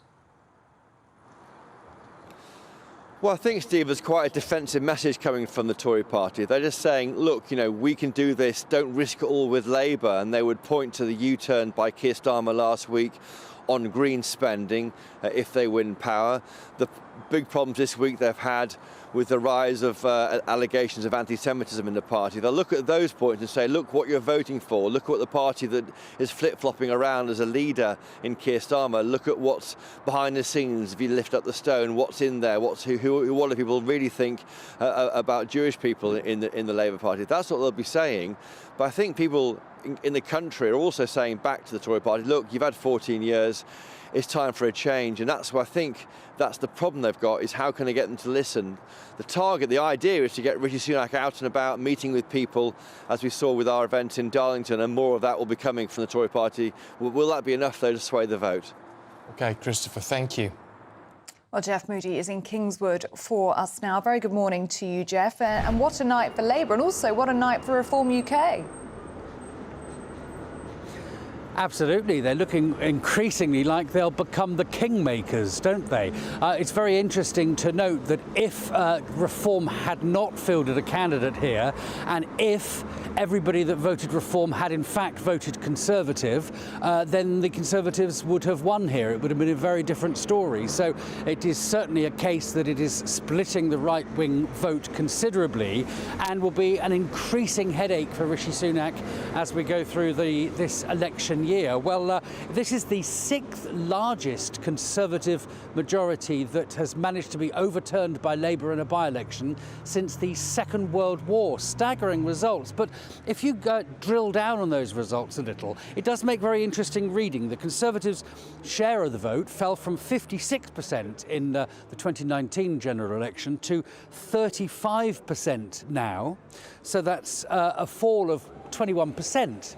But the Labour vote has jumped from only 33% to 45%, just a 7% increase. So that's something that we've noticed on the national picture, isn't it? People are leaving their support for the Conservatives, but they're not necessarily jumping behind Labour with the same numbers. And that will be a considerable issue as we get closer to the general election. That swing is particularly significant here because Sir Keir Starmer has said for a very long time that in order to gain a decisive victory at the next general election, the swing needs to be higher than it was in 1997. Well, the support for Labour here, although they have won this seat, is much less than the support for Labour in 1997, much less than the support for Labour in 2001, and also much less than support for Labour in 2005. So this might be cold comfort for the Conservatives, but comfort nonetheless that people aren't turning to Labour in the same numbers as they have been historically. Although, of course, you only need one vote to win, and there is now a Labour candidate. We're now waking up to a Labour MP here in Kingswood. OK, Jeff, thank you. Let's talk to former Labour advisor Kevin Marr, who joins us now. I mean, look, some interesting points, Kevin, raised by Jeff there when you try and sort of paint this out into a general election picture. I mean, certainly Labour can't rest on their laurels here, can they? No, they can't. I mean, I mean, the points Jeff makes are well made. I think that what's happened here, though, overnight, is for Rishi Sunak and the Conservatives a perfect storm. What it's shown is that Labour can win seats pretty much everywhere. I mean, the swing in Wellingborough, for example, is just phenomenal. They can win seats deep into Tory territory. The Tories, conversely, can lose seats pretty much everywhere. And I think it also shows, as Chris was just saying a few minutes ago, that reform is the real deal, that they can actually set up a political party, do quite well at the national scene, but sometimes it's very difficult to translate that into votes at the grassroots, and that's what they've managed to do overnight. So that's really significant. But I think what it fundamentally tells us is that the country is just sick of the Tories. And there's not an awful lot you can do about that. I mean, James Callaghan, the Labour Prime Minister in the late 1970s, ruefully pointed out at one point that, there's a sea change takes place occasionally in British politics. And when it does, if you're the government that the public is turning against, there's not an awful lot you can do about that. And I think that's the position Rishi Sunak finds himself in, that whatever he does, he kind of trips over his own shoelaces. At the start of the week, for example, excuse me, Labour's on the ropes because of the Rochdale by-election fallout there from the candidate. At the end of the week, it's Rishi Sunak who's face down on the canvas. He's lost 2 by-elections with almost record swings, and we are months away from a general election. And Conservative MPs will wake up this morning, have a look at those results. They'll take on board the points about reform splitting the right-wing vote and all the rest of it. But they will say, look, if we can lose in places like this, we can lose my seat. And it further demoralises Conservative MPs who then start to look past the election and say, what does this mean for me? Well, what it means for me is I better dust off my CV and get it fired around some of the headhunters, because I'll be out of a job in a few months' time. I mean, the Tories would say that what we saw last night was protest votes and also people staying away, and their behaviour at a general election would be very, very different to the way that they would vote in a by-election. What would you say to that? Governing parties that just lose by-elections with massive results always say that. Sometimes it's true. Sometimes seats do come back. That is undoubtedly the case. But governments at this point in the electoral cycle losing, the scale of which the Conservatives have lost overnight are doomed. They're going to lose the next general election, and it's that reality check for their members, who will be very demoralised, going knocking on doors, thinking, look, some genius at Conservative Central Office has managed to call 2 crucial by-elections on the same day that GDP figures come out showing us in the country in recession. I mean, it's almost a perfect illustration of the problems that they've got. Nothing is working. Public services are collapsing. The economy's flatlining, and then you've got to pick up the kind of electoral consequences of that on the doorstep, which is what's happened overnight. Now, the question for the weekend, I suspect, will be Conservative MPs saying to Richard Tice and Reform, "Don't cut your nose off to spite your face. Don't give Labour a big majority by standing against us and splitting the vote." Now, the question will be then, what does Reform do in that case? Because Nigel Farage, I'll tell you a few minutes ago, pretty clear this is not a Conservative Party that's worth saving. So there's a big moment here for Reform strategically. Right, you raise a very good point. We put that to Richard Tice not very long ago. This is what he had to say. It's not our job to help the Tory party. Our job is to put forward different policies that we believe, frankly, will save Britain. I've been predicting the recession that was announced yesterday since the beginning of the year. I was right on that. You can't grow an economy with the burdens of record high taxes, record high wasteful government spending, mass low-skilled immigration, and the vast cost of net zero. And I've been saying this, and sadly, I've been proven right. And that's the policies that we're going to put to the people. Completely different plan. And we say this is the only way you can grow the economy and get the country back on track. And that's going to be the problem, isn't it? Because, we did it once before, we've been burned. They're not dangling any sort of carrot for the Tories this time round. That's it. Richard Tice has got a big story to tell about the future of the country. Now, whether you agree with him or you disagree with him, it is a big story, and it is considerably different than the story that the Conservative Party has been telling. It's had 14 years.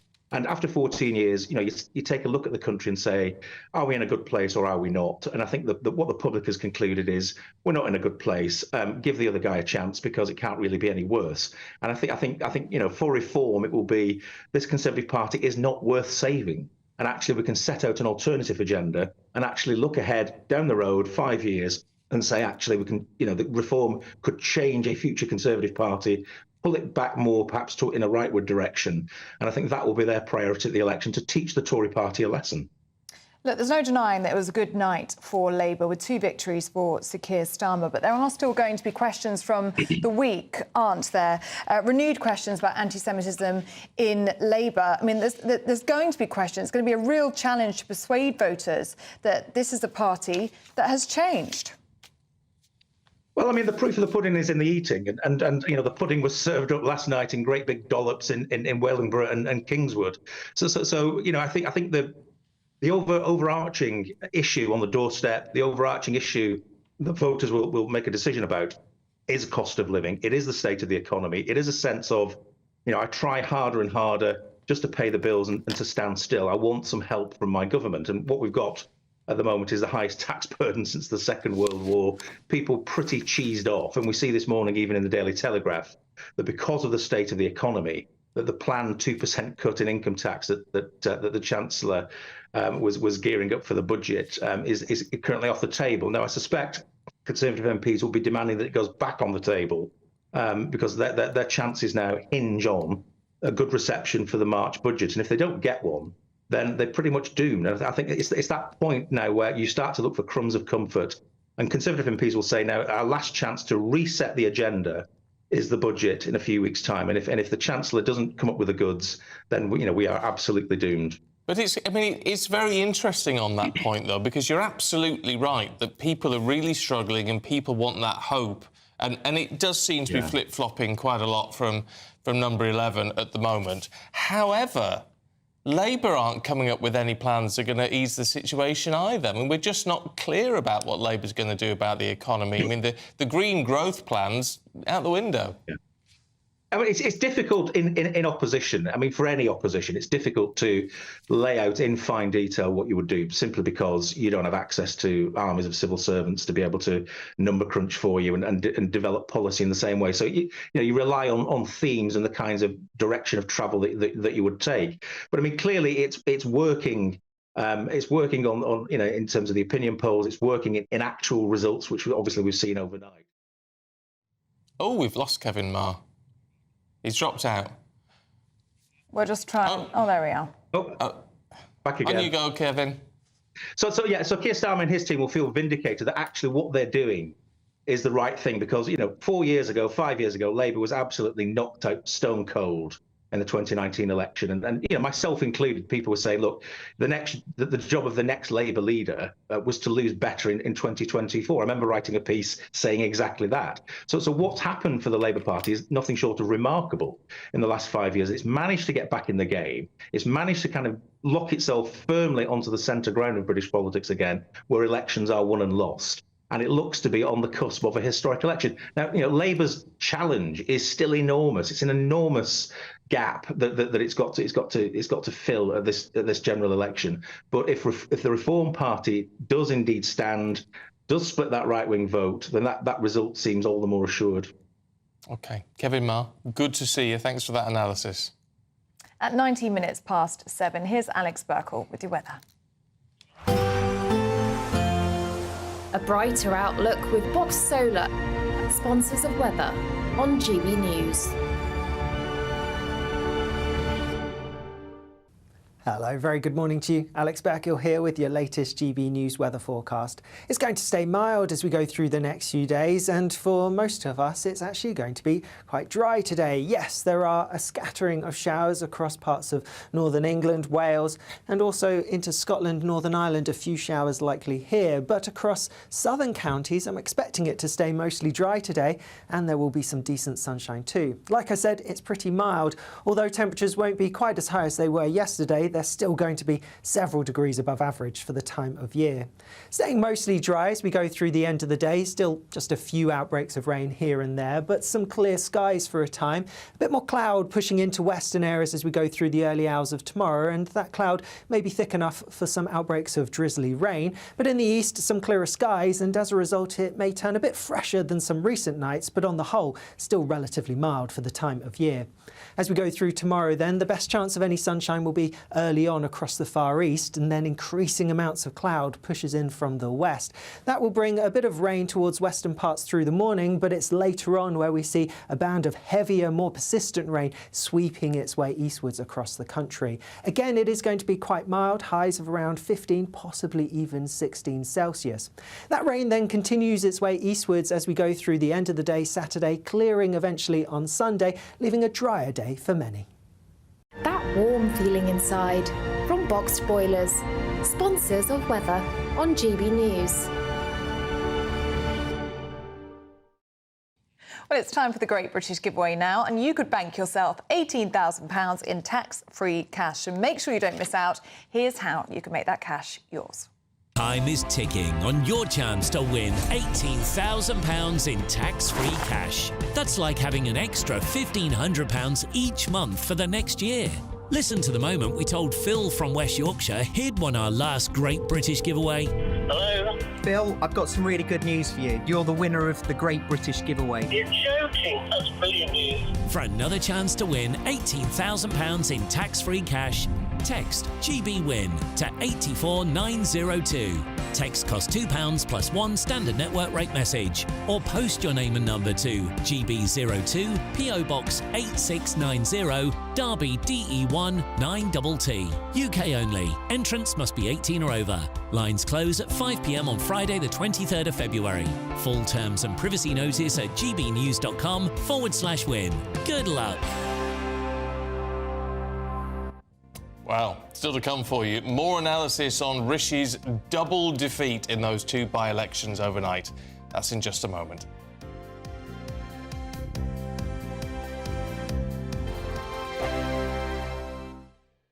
2024, a battleground year. The year the nation decides. As the parties gear up their campaigns for the next general election. Who will be left standing when the British people make one of the biggest decisions of their lives? Who will rise? And who will fall? Let's find out together. For every moment, the highs, the lows, the twists and turns. We'll be with you for every step of this journey. In 2024, GB News is Britain's election channel. Good afternoon, Britain. Weekdays from midday. Francis, Just Stop Oil have in the past broken the law. I remember distinctly the Dartford crossing. That ended up with 2 jailed, I believe, if I remember correctly. Is it ever justified in your view? Yeah, thanks so much for having me on. I mean, I would have to say yes. I mean, we're trying to preserve my life, your lives, the lives of your family, and it's not just the planet that we're trying to protect, it's the lives of millions of people. And, you know, we know from history that we have to break the law in order to put pressure on the government and to be listened to. No one would doubt your sincerity in your views. You genuinely believe in what you fight for. But there are others who think differently. For example, there are Islamist extremists who believe that people will go to hell unless they convert to Islam. They will sincerely, perhaps, break the law in order to force people to convert. In their view, they might be saving people's lives for eternity. There might be abortion activists who say that babies are being murdered and to save their lives we need to break the law to stop people having abortions. Why do you get to say that your moral conviction is the one that's right and other people's individual moral conviction are those that are wrong? So what's really integral to the Just Stop Oil campaign is the fact that it is a non-violent campaign. That's what separates us from the examples that you've just given. We're absolutely dedicated non-violence, both as a tactic and as a principle. So though we might be breaking the law... If individuals take it upon themselves to break the law for whatever their course is, surely the way that we decide what society wants in general is democratic and within the law. Well, of course, we know also that protest is absolutely integral to maintaining and upholding a democracy, and in particular, non-violent protest. I mean, I really can't express to you how severe this situation is, and I'm sure you know this. I'm Michelle Dewberry, and I'm not here to tell you what to think. I'd much rather hear what you have to say. So, send in your opinions to gbviews@gbnews.com. Keep them clean, and you never know, I might read them out. With my panel here on Jubes & Co, we debate, we get stuck into the issues of the day on a show where all views are welcome, especially yours. GB News, the People's Channel, Britain's news channel.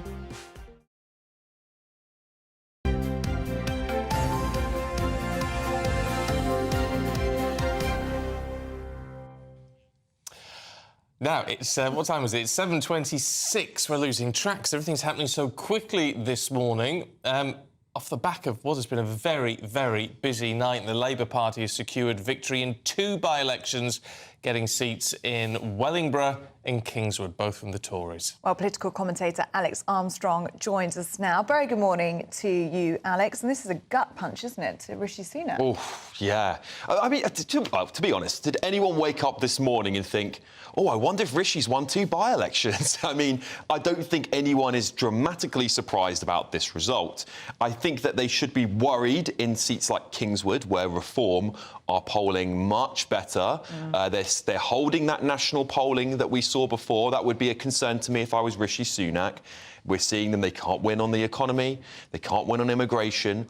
I don't know how they're going to turn this narrative around. And I just saw the Conservative, I think it was deputy or chairman, well, I don't know who it is anymore. Richard Holden. Richard Holden. We spoke to the chairman, Just not seeming to take much accountability for their losses. And it's like, what are you guys going to do? There's no plan of action. No. We've gone from, Boris coming in and having the biggest swing from Conservative to Labour, or government to opposition, 16% swing whilst in government, to the exact opposite, only within a couple of years. Yeah, but it's interesting. Well, because that was the Brexit election, wasn't it? It was tagged as that. It became almost a single-issue election. But was it the Boris election as well? Are the Tories missing Boris? I wonder how many of them are waking up this morning going, God, I wish I hadn't put that knife in Boris's back. So, I think there's something seriously wrong here. Something seriously wrong. What about the Lib Dems in all of this? We've not mentioned the Lib Dems yet in all of this. Well, who are they? What? Exactly. I mean, how concerned would they be? There's all this talk about Lib Dems doing well in blue wall seats and things further south. But in these 2 seats, coming really quite a distant 4th place behind Reform. Yeah, I don't know who's voting for the Liberal Democrats. I don't think anyone knows what they stand for anymore. They're hardly democratic, and they're not very liberal. But you've also got Ed Davey, who's been completely dragged through the mud over this post office scandal that he oversaw. And so I don't know if there's even a leader that people could get behind, even if they liked the Liberal Democrats. So, I mean, losing their deposits in 2 by-elections, this is sort of territory we'd see on a fringe party. What do the Labour Party do now? Because they've had a great night, there's no denying that. But there is this issue at play, isn't there, about anti-Semitism in the party. That's an issue that's not going away. There's a poll in The Times this morning.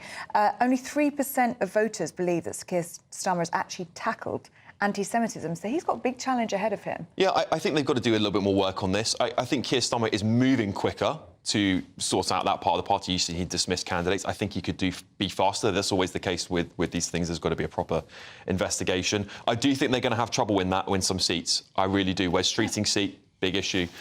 Is he going to cling on to those traditional votes, which in the Muslim background tend to vote Labour? And is that going to cause trouble for someone like Wes Streeting? I think it probably will. But generally, I think Labour's strategy should just be shut up and let the Tories do the work. Yeah. Let them do it. Let them destroy themselves. Yeah. That's what I'd be saying. I mean, it's very, very difficult, isn't it? As you said, what can the Conservative Party do now? And I hate to sort of say the general election is already decided, because it's not true. However, it's very difficult to look at all of this in the round and say the party's not on a terminal decline. Yeah, it really does feel that way. I don't know whether many of the electorate will disagree with you there, Stephen. But I think the thing they would be really worried about is Nigel Farage coming back in. I mean, you'd see that Reform vote just pop up another 5%, and then you're almost on parity, Tories and Reform, in some of those seats like Kingswood. I mean, it would hand Labour a massive landslide. But the big question then with Reform, I mean, Richard Tice saying, as smaller parties always do, we want proportional representation. All the parties say that until they get into power. Well, exactly. And then they change their mind, of course. But could we, even with the current system, is there a possibility that Reform could take some seats now? I think it's unlikely. There's always a possibility. We never know what can happen.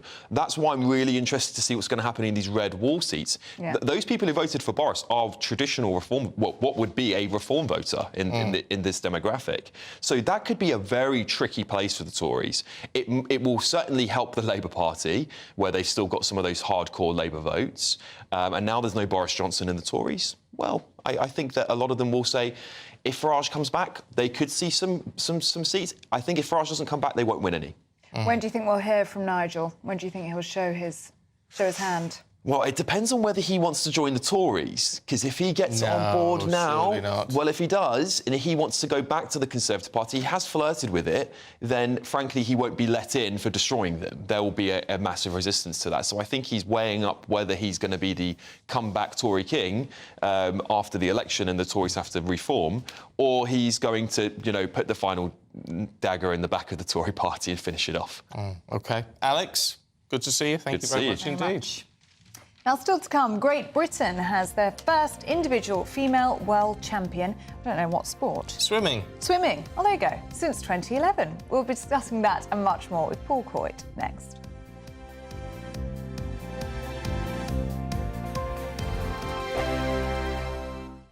I'm Andrew Doyle. Join me at 7 o'clock every Sunday night for Free Speech Nation, the show where I tackle the week's biggest stories in politics and current affairs with the help of my 2 comedian panellists and a variety of special guests. Free Speech Nation, Sunday nights from 7 on GB News, the People's Channel, Britain's news channel. In the GB Newsroom, we bring you the news as it happens with our team of dedicated journalists across the UK. We're ready to give you accurate reporting every day.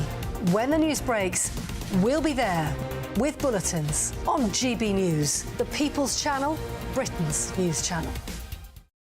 Patrick Christie's Tonight. Weekdays from 9 p.m. Ken, do you find the Union flag, the Union Jack, divisive? In some situation, but as Simon quite clearly stated, and I agree with everything that he says in regards that there's situation when people use it for ulterior motive to cause fear, alarm and distress. We saw that with the far right when they came up to saying protecting the Churchill statues and things of that nature. But largely on the large whole, even I wave the St. George's flag on a sporting occasion. And I don't see anything wrong in raising the Union Jack or the St. George's flag so long as the intention is correct. And as he says, Mr. Brockhurst, he served for the country and he should have every right to be proud of what he's done and the way that he wants to display it. All right, Simon, what do you make of this kind of, I would argue it as like student social media-based politics, where you get these pillocks from the Green Party or whatever saying, oh, it's divisive and I can't believe it. It will be legal in this country to do... Do those people need to get out more? I was on the streets of Stratford earlier on, an incredibly diverse place, speaking to a massive range of people right across different age demographics. I couldn't find a single sausage who said to me that they thought that this guy from the Green Party was right. He obviously has absolutely no attention from anybody, and this is his way of finding attention. Both Ken and myself, we both agree that nobody should use any symbol of national identity to offend others deliberately, because that's just inflaming a situation. There's so much sensitivity around so many things today, and people do get offended by so much so quickly without any rhyme or reason. GB News, unlike other broadcasters, isn't obsessed with the London-Westminster bubble. We think there's a nation beyond the M25, and that's why we talk about the issues that matter across the land. Join me on State of the Nation, 8 to 9 o'clock, Monday to Thursday, on GB News. Daisy's listening, and you should too.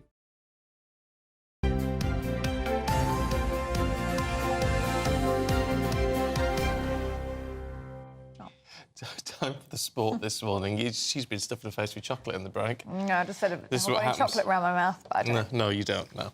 It's like that flake advert. It's unbelievable. Oh, we haven't got baths down here overflowing. What's happening with the cricket? Cricket, oh, goodness me. Oh, dear. You know what, I'm sinking further down into my seat, and this time yesterday, and I was all excited about it, and 33 for 3, India, and I'm thinking England are going to rattle India out, and then we're going to bat well. India just staying there as long as they want. 409 for 8 they are currently, so still need a couple of wickets, England, and then they've got to bat.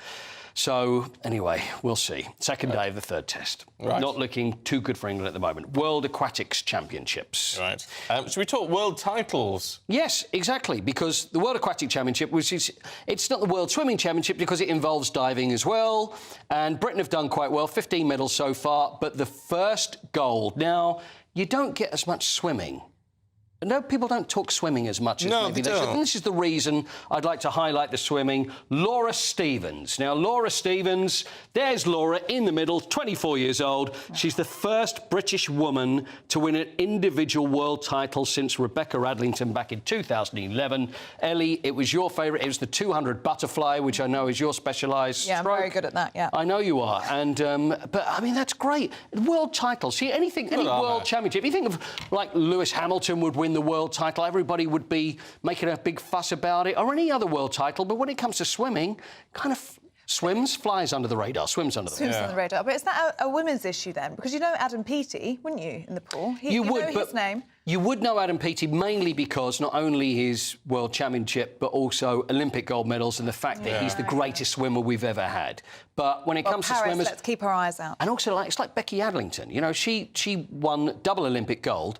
She wasn't made a dame, whereas other sports, you know, you've got Jessica Ennis, but anyway, more swimming. I agree, it's not fair. I agree, it's not fair. So we'll highlight more swimming. Laura Stephens, well we done, salute Laura. you. 24 years old, amazing. Yeah, well done, Laura. Good on her. What do you want to talk about next? Kylian Mbappe? Yes, he looks like he's going to Real Madrid. Kylian Mbappe, arguably the finest footballer in the world at PSG, Paris Saint-Germain. How about this? So you know it's actually going to save... He seems to have very long arms. He's extremely long arms, yeah. That's why he's such a good footballer. It's the balance. His arms, actually, fingertip to fingertip, is over 15 feet. It's the longest. He's an incredible player. 200 million euros a year he earns at Paris Saint-Germain. So we're in the wrong game. I think so. Start playing football now. Once the swimming kicks on, if you don't make any money from that, then start playing football. What do you do? That's 25. He's 25. Yeah. He's a child. I know people at L'Equipe, who are the French paper, and who often say that not only is he an amazing player, he's a very intelligent man, a great ambassador. They think he'll end up in politics. He'll end up in politics at the end. A very rich politician. I hate those people who are good at everything. I know, don't you? Really irritating. I really hate that too. He's got it all. But it looks like he's going to go to Madrid. One nice one for you as well. Please. Nice one for you. I was there was an open training day at Tottenham Hotspur yesterday. Had about 10,000 people there just to watch the players train. And I went off afterwards and I was speaking to some of the families that were there. And there was this young girl, I remember her name was Autumn. And I spoke to Autumn. I'm terrible with names, but I remembered that for obvious reasons. You would, yeah. So I'm talking to Autumn and I said, well, who is it you're hoping to see? And she said, I love Richarlison, Brazilian striker Richarlison. And she goes, I don't know what I would do if I met. So I said, well, what would you do? Because she's got something to sign. And I was speaking to her and her mum, and she said, honestly, I think I would cry. I said, you wouldn't. Would you really? Well, after I'd left, she met Richarlison. Have a look at this. Look at her. Just look at her face. And Richarlison has given her the shirt. She cannot believe it. Mum is there. Let's get a photograph. And even when we spoke about Richarlison, she teared up, and then she actually managed to meet him. Isn't that the sweetest? Oh, that's so sweet. She went in for a little cuddle, didn't she? I know. Just see a little head going in for a cuddle. I know. Isn't that so sweet? And all the players went round to gorgeous. feel, and it was lovely. And that was my favourite moment from Do yesterday. you think the players really love that moment as well? I think Or they do. do. You think they get annoyed with it? No, I think they do. How can you not? Oh, see, a lot of fathers as well, and you know, how can you not love it when someone comes up to you and you see how moved they are? Because also, I often say it to players, they'll remember it for the rest of their life. Yeah, they will. Oh, bless you, Autumn. Oh, isn't that lovely? Thank you so much. See you later on. Yes, I feel fab. Get emotional It's what it's like when he walks into me every morning. I do. He goes in for a cuddle as well. Please, can I have your shirt and you can sign it for me? No, just bought this one. Coming up, we've got more analysis on the Tories' double defeat in those by-elections. That's next.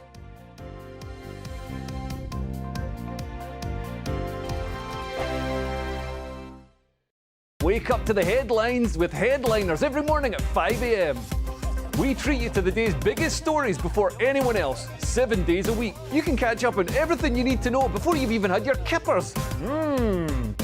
Headliners every morning at 5 a.m. only on GB News, the People's Channel, Britain's news channel. Good afternoon, Britain. Good afternoon, Britain. Join us, Tom and Emily, To find out what's happening in the heart of Westminster. and why it matters to you. Weekdays from midday, we bring you the most compelling stories from across the United Kingdom. And from your doorstep to our inbox. That's right, we want to hear from you. GB News, Britain's news channel. Martin Daubney, weekdays from 3 p.m. You have a president in President Biden who's not enforcing the law that was passed by Congress. President Obama, criticize him or not, actually enforced the law and was deporting people that had crossed illegally. Of course, President Trump enforced the law and improved the law to make sure that, and worked with Mexico to have the Remain in Mexico policy. Biden has abandoned federal policy. In fact, he's deliberately trying to let in as many immigrants as possible. More for the Democrats, more is better and less is racist. Just astonishing. And the statement that Greg Abbott put out is really feisty stuff. He said the federal government has broken the contract between the United States and the state of Texas. And the eye numbers, Greg, are simply eye-watering. 6 million illegal immigrants have crossed our southern border in just 3 years, Governor Abbott says. That's more than the population of 33 states in the United States. Astonishing numbers. And Martin, that's just Texas. If you add Arizona and other border states, you know, it's pushing 10 million. By the end of Biden's term, it'll be 11 million. A study by Yale University a few weeks ago, 3 very liberal professors that did the study estimate there's 22 million illegal aliens. So this is a crisis that was created by Biden. It's what he wants. They want unfettered access to the border. They're letting them in. It's a real hardship on the working people of Texas and other border states. And now it's a real hardship on cities that the federal government, as well as the governors of Texas and other states, are sending some of the migrants to those so-called sanctuary cities. Every Sunday from 11, join Michael Portillo. There will be topical discussion, looking at the week before and the week to come. So kick back and relax at 11 a.m. on Sundays on GB News with me, Michael Portillo. GB News, the People's Channel, Britain's news channel.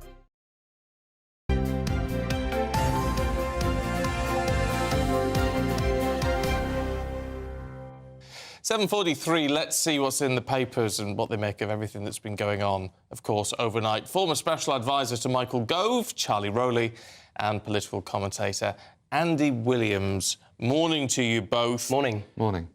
Are you in a state of shock, Charlie, or were you expecting this? I'm never in a state of shock. I'm always bright-eyed, bushy-tailed, optimistic about the future of this country and what about the future of the party? and the future of the party.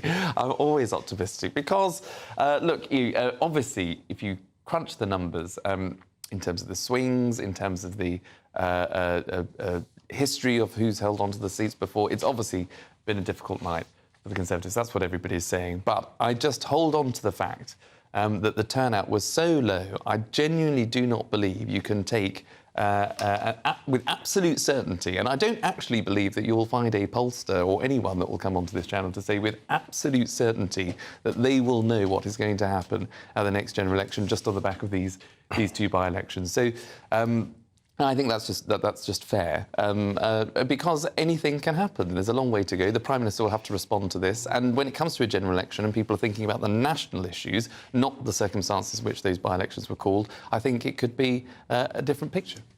Is that fair to say, Andy? Or do you think you can't deny the rise of reform and how well Labour did last night? Yeah, look, undoubtedly in Kingswood and in Wellingborough, the voters have taken the opportunity to give the government a kicking, as they often do in by-elections. But let's remember that it's less than 3 years since the Conservatives won a by-election in Hartlepool that was held by Labour. Things have gone very south very quickly for the Conservatives, and I do think that what we saw last night will be replicated at the general election. I think it's absolutely reflective of a feeling that the current government are finished. run out of steam. Well, Charlie. the Tories won Uxbridge and South Ruislip. Yeah, but again, they held. That was the local by-election. issue as well. That was the. Well, and in these the whole by-elections, That was hang on. That was a by-election. That was Boris Johnson's seat. I mean, that should be straightforward. The former Prime Minister's seat, they held. Well, it's just another by-election. Just pointing out the facts. There's another by-election that's Yeah, the government you can't won. pick and choose, Andy. But I accept that. Look, it's been an interesting night for the Conservatives. But I think, look, what the Prime Minister will want to do is to say how difficult it is, to move the dial on, to talk about the national issues, to talk about tax cuts that might be coming in the budget in a couple of weeks' time. They'll be talking about. I thought they're not coming, are they? Yeah, well, let's talk about that because it's on the front of the Daily Mail this morning, Andy. Be bold and go for big tax cuts. That's what the Mail is telling the Chancellor. That's what the Mail's telling the Chancellor. Will it make any difference? Well, I don't even know whether it's going to happen because we're now in recession and the Chancellor has received news that they don't have as much, inverted commas, fiscal headroom as they thought they might have, so it might not be affordable. I mean, are we really in a position to cut income tax by 2%? But do we have to... In terms of the recession, technical recession, it's basically flat. It was basically the end of last year that we're talking about those figures, and the PMIs, we understand, for January are looking pretty healthy. So we might actually technically be out of a recession already. Let's see, but I mean, a recession is a recession, and I think the more important point, that's looking at 6 months, and I agree, it's a snapshot, it's very short term. What is more important is that we're looking at longer than 14 years of absolutely flat growth, no growth in the economy.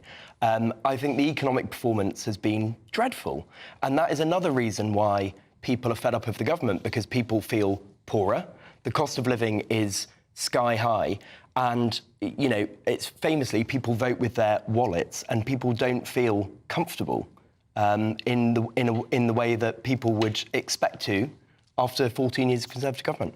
And Charlie, Jacob Rees-Mogg and Nigel Farage both saying similar things overnight, that the Conservative Party's got so far away from its Conservative values that it's actually isolating its traditional voter base. Would you agree with that? Well, I think two things. The first is, I know, two things, more than one. You'll be surprised to hear. The two things I think, look, what the Conservative Party is very good at and what Conservative governments have been very good at is, I think, adapting. So, when there are situations and crises that the country faces, the Conservative Party knows how to evolve and knows how to adapt and knows how to face those issues. So when it came to COVID, obviously, huge amounts had to be spent to protect people's lives and people's livelihoods. The furlough scheme, things that the Chancellor did, the Prime Minister did when he was Chancellor, I think are broadly things that the public can get behind. Now, people recognise you've got to pay for that somehow. So the tax burden has been high. That is not something that the Conservatives, general Conservatives, or it's not a Conservative principle to have high taxes, but we've had to have it because of the circumstances of which came about. All right, the circumstances for the government have been tough. There's no doubt, because obviously when they came into power, and we were not far from not long after the subprime mortgage crash and all the problems that created. So we had austerity, and it's gone from slightly coming out of that to then COVID and all the rest of it. So they've had a tough time. But that's neither here nor there, is it, when it comes to how people are feeling? Actually, it might have been a tough time, but they still want to feel better. Well, they do, and that's why I think there will be room for tax cuts at the budget. I think the Chancellor will be able to say, look, yes, it has been a difficult time. Getting inflation down, which is effectively a tax on people's day-to-day spending. Food bills are increased. Other spending commitments are obviously increased because of inflation. So getting that down to allow people to get back to a normal state of sort of spending is absolutely key. That means that the economy has had to cool, and that's why interest rates have, through the Bank of England, have remained high to cool the economy, to bring inflation down, to bring those prices down, which means that people might not have invested, people might not have spent, the economy might not have grown in those 3 months at the back end of last year. Now we're seeing inflation coming down, people might start to feel that pound in their pocket, interest rates will start to come down also. And so you'll see in the next few months, and as the predictions that you were saying a second ago, Stephen, I think will allow the Chancellor to be able to say, we've got a plan, or the Conservatives have got a plan, we're sticking to it, inflation is coming down, and there is room for tax cuts, and we are going to have to spend a little bit less because of the way in which that we've had to overspend to deal with and to tackle the issues like COVID. Are the issues on the doorstep, are the issues that are going out on the campaign trail the right ones? Because what's so interesting, especially in Wellingborough, hearing from Chris Hope earlier, it's actually on local issues. It's things like council spending in potholes that people are really bothered by. And I know that comes down to a local council, but people are looking for people to blame, aren't they? They're looking to their local MP. Of course they are. And, you know, what people care about is having a good, stable life, getting on with their lives, being able to afford the things that allow them to just crack on and do their day-to-day. And I think one of the things, when you strip out all of the politics, actually, I think what people are fed up of is just the instability. You know, the truth is that most people don't want to, I do, Charlie does, but most people don't want to talk about politics all day, every day. Most people just want to crack on and, you know, have a good life. And I think that's been made really, really difficult recently with the cost of living. So I'm not saying that if a Labour government come in, they will wave a magic wand and make everything perfect. In fact, I think they're going to inherit a very difficult situation. But there is clearly a feeling in the air, and I think, again, that's what these two by-elections results show, that there's a time for a change mood in the air. Yeah, that's hard to get away from, Charlie, isn't it? Even for the most staunch Conservative, the idea that after 14 years, people just want to change. It is, but then the question that I think the government and the Tory party and Rishi Sunak will want to put to the country is actually, is it now right to change? Because they've identified the priorities that the country wants. So it is the cost of living, it is stopping the small boats, it is about dealing with the backlog in the NHS, it is about growing the economy. So do you put all of that at risk? Do you vote for reform, which, as we've seen in the Kingswood by-election, allows Labour to come in and take you back to square one? I know that's a message that the Tories... It is a bit... And Charlie, can I just... So it is a question, actually, stick with us, stick with the plan, don't wreck all of the progress that's been made. Even though it has been a turbulent period, Rishi is the man to continue to grow the economy, to get inflation down, to deal with all of the things that he's identified. Put that at risk at your peril. You've set out a series of problems that need to be fixed. The Conservatives have been in government for 14 years. If you're talking about the NHS backlog, I know people say COVID, you're talking about mass immigration. And strikes. Just strikes. Let's just say on their own terms, this government are talking about we're talking about a net migration of 700,000. We were talking about getting net migration down into the tens of thousands. It's now 700,000. Who has caused that? Who has been in power for all of this time? NHS, the economy being flat, inflation being high, tax burden being at a record high since the war. Who's presided over this? Well, we've had 14 years of a Conservative government where, as we were talking about earlier on, from 2010 to 2015, it was a coalition government where the Tories were sort of held back by their Lib Dem counterparts. We then had a few years of Brexit referendum to get Brexit right, to get Brexit done, which is what the public wanted and which Boris Johnson delivered in 2019. We then had COVID, which is why the tax burden is so high. We have seen mass migration, not to the extent that we're seeing in mainland Europe, but that is a problem. I absolutely accept that, and so it's right to get those numbers down, but it's also right then to tackle illegal migration. And who is the one person, it seems to me, with a plan to tackle illegal migration that is trying to get the Rwanda policy through?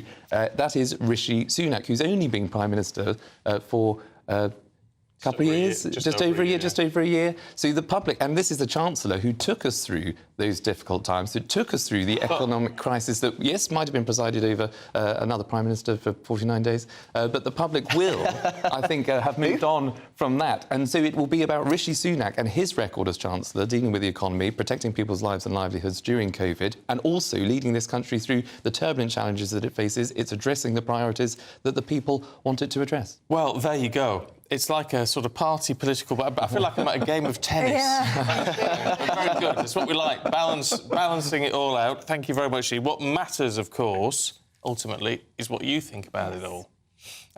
You know, when it comes to having our say in the general election, which is coming, I reckon, May. But we shall wait and see on that one. I think November, so let's see, shall we? Andy, Charlie, thank you very much indeed. Let's get the weather now with Alex. That warm feeling inside from Boxed Boilers, sponsors of weather on GB News. Hello, very good morning to you. Alex Berkill here with your latest GB News weather forecast. It's going to stay mild as we go through the next few days, and for most of us it's actually going to be quite dry today. Yes, there are a scattering of showers across parts of northern England, Wales and also into Scotland, Northern Ireland, a few showers likely here, but across southern counties I'm expecting it to stay mostly dry today, and there will be some decent sunshine too. Like I said, it's pretty mild, although temperatures won't be quite as high as they were yesterday. They're still going to be several degrees above average for the time of year. Staying mostly dry as we go through the end of the day, still just a few outbreaks of rain here and there, but some clear skies for a time. A bit more cloud pushing into western areas as we go through the early hours of tomorrow, and that cloud may be thick enough for some outbreaks of drizzly rain. But in the east, some clearer skies, and as a result it may turn a bit fresher than some recent nights, but on the whole still relatively mild for the time of year. As we go through tomorrow then, the best chance of any sunshine will be early on across the Far East, and then increasing amounts of cloud pushes in from the west. That will bring a bit of rain towards western parts through the morning, but it's later on where we see a band of heavier, more persistent rain sweeping its way eastwards across the country. Again, it is going to be quite mild, highs of around 15, possibly even 16 Celsius. That rain then continues its way eastwards as we go through the end of the day Saturday, clearing eventually on Sunday, leaving a drier day for many. A brighter outlook with Box Solar, sponsors of weather on GB News.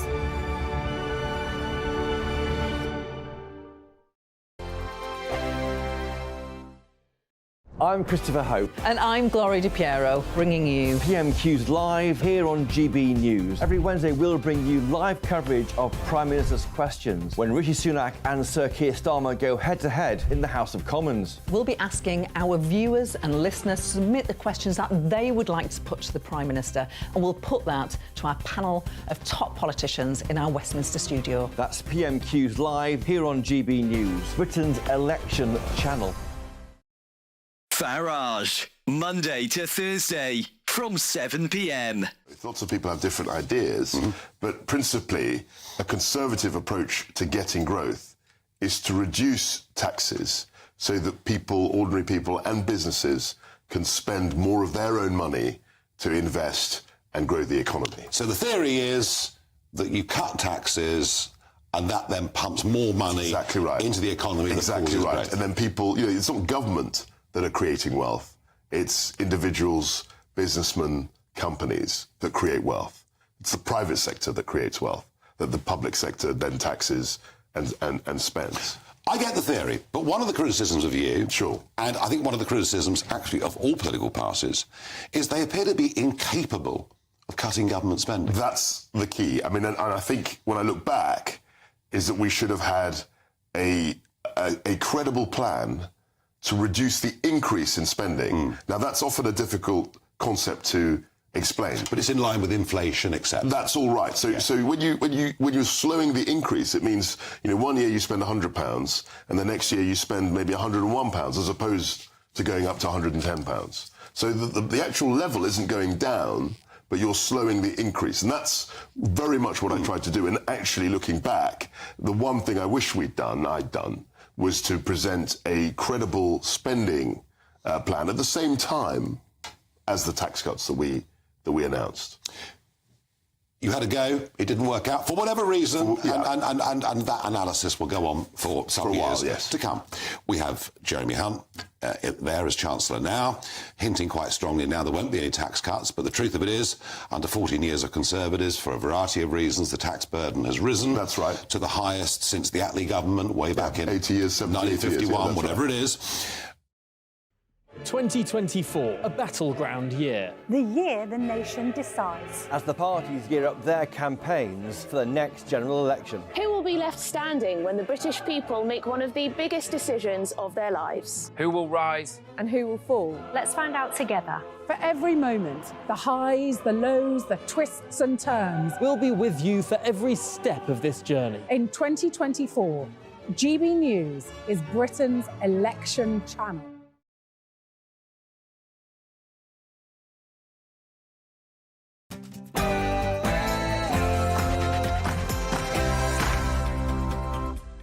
Good morning to you. It's 8 o'clock on Friday, the 16th of February. Today, People of Wellingborough have spoken for Britain. This is a stunning victory for the Labour Party and must send a message from Northamptonshire to Downing Street. A big win for Labour as the party seizes the constituency of Wellingborough, with the Tories losing the most by-elections in a single parliament since 1960. It's a record by-election defeat for the Tory party in Wellingborough, caps a double by-election defeat for Rishi Sunak. And Reform UK isn't doing badly either. 14 years of Conservative government have sucked the hope out of our country. There's a feeling that no matter how hard you work, you just can't move forward.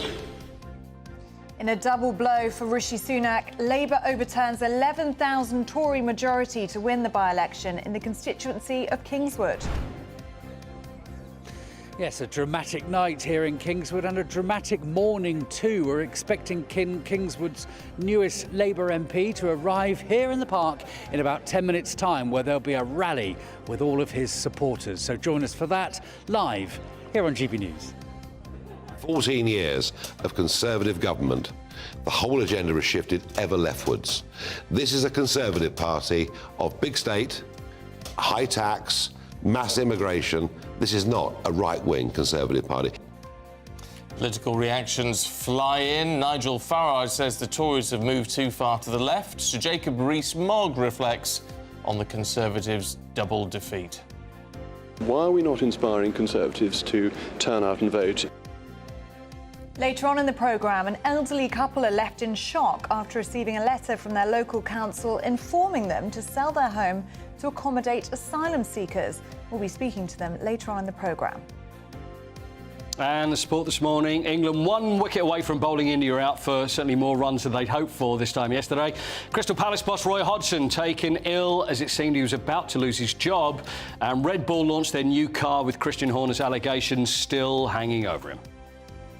Good morning. Some of us will have a few showers today, but many places will stay largely dry and it is still going to be mild. I'll have the details shortly. Morning to you, I'm Stephen Dixon. And I'm Ellie Costello, and this is Breakfast on GB News.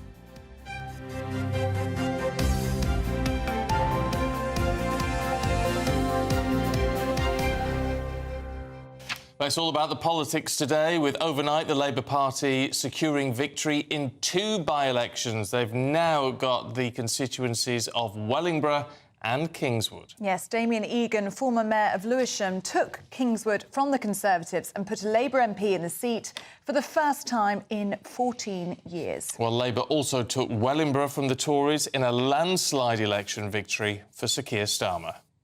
Well, the Tories have now lost more by-elections in a single parliament than any administration since the 1960s. Well, we've got our people out and about, as you would expect. Christopher Hope, our political editor in Wellingborough, and Jeff Moody, our South West of England reporter, who's in Kingswood. Chris, let's go to you first and foremost, because, I mean, that was, what, a whopping 18,000 majority, wasn't it, there for the Tories previously?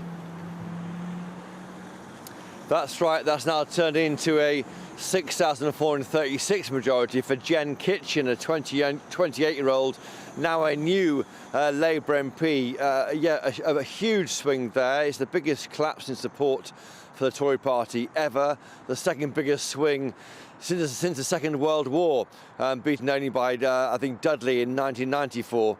So a huge result for the Labour Party, worrying for Rishi Sunak. Comes after 10 days of difficult headlines for Labour. They reversed on green energy spending plan. Also issues with the ugly face of anti-Semitism rising in the party.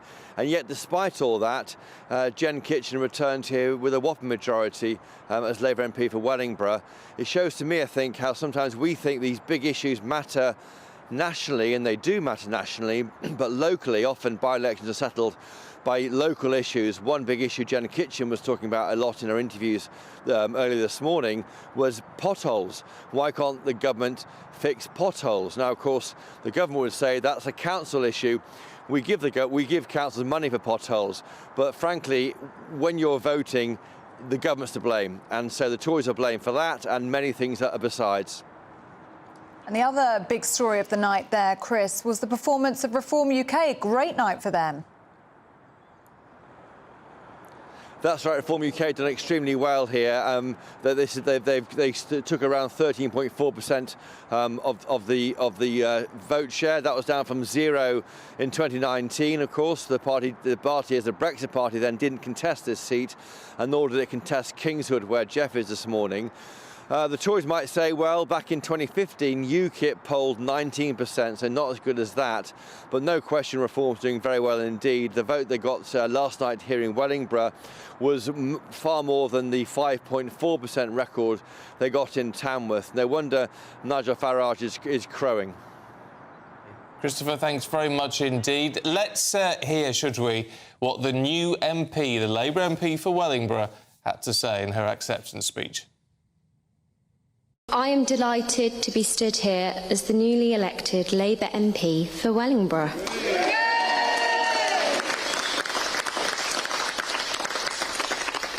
I am honoured that local people have placed their trust in me and the Labour Party under Keir Starmer. But I also know from the thousands of conversations I have had during this campaign how desperately people want change and a fresh start for our country. The people of Wellingborough have spoken for Britain. This is a stunning victory for the Labour Party and must send a message from Northamptonshire to Downing Street. OK, well, joining us now, CEO of Youth Vote UK, Alexander Cairns, and former Labour advisor Scarlett Maguire, both here. Good to see you this morning. I wonder, Alexander, what you make of all of this. Is it on there? Certainly, we're getting younger MPs coming through. It does seem like there is a bit of a youth influx. Yeah, and I just thought, well, this is a no-brainer. Yesterday, what we saw is potentially a shift of opinion. You know, I think a lot of voters are frustrated with the Tories. I'm not necessarily surprised about the result. But what we don't know about this result is where swing voters are going. I think a lot of Tory voters stayed at home or potentially switched to Reform. I think Labour historically did win that seat under come a general election, what we see in these two seats. Scarlett?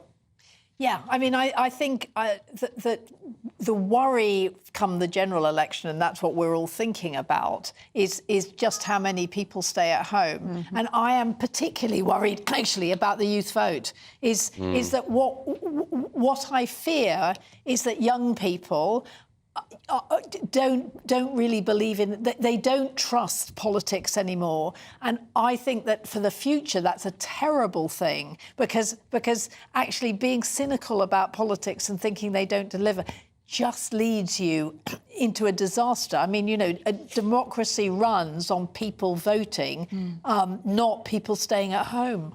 But worry about youth turnout, Alex. I worry about it, and that's why, you know, I set up this organisation. I think a long time ago we saw the fact that if you think about at school, politics is not taught.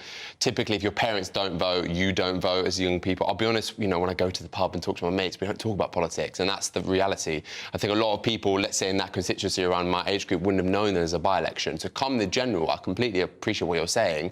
The key thing, though, is what young people don't necessarily see is they don't see Keir Starmer and think, oh my gosh, like this guy is someone that we could have small talk with. He's a bit awkward. They don't know where he stands. I don't know what his position is on some of the key things that young people care about, you know, obviously getting in the housing ladder. So I get your point, but I think a lot of young people look at politics and think, like, I'm just turned off by it. Oh, I mean, I'm not attacking young people. I think it's a worry, and actually I do think one of the... it was a Conservative who persuaded me that votes at 16 were a good thing, because it means that you take politics into schools. And I don't mean riven politics, but actually, if you have voting in schools and you're talking about politics, you're getting people to understand why voting matters. And voting does matter. I mean, if only to get rid of people you don't like. I mean, that's what democracy is. And democracies don't work if we lose a whole bunch of people. And I think the young are the most important. Alex, do you think the issues on the doorstep and the issues on the campaign trail are the right ones? Because one thing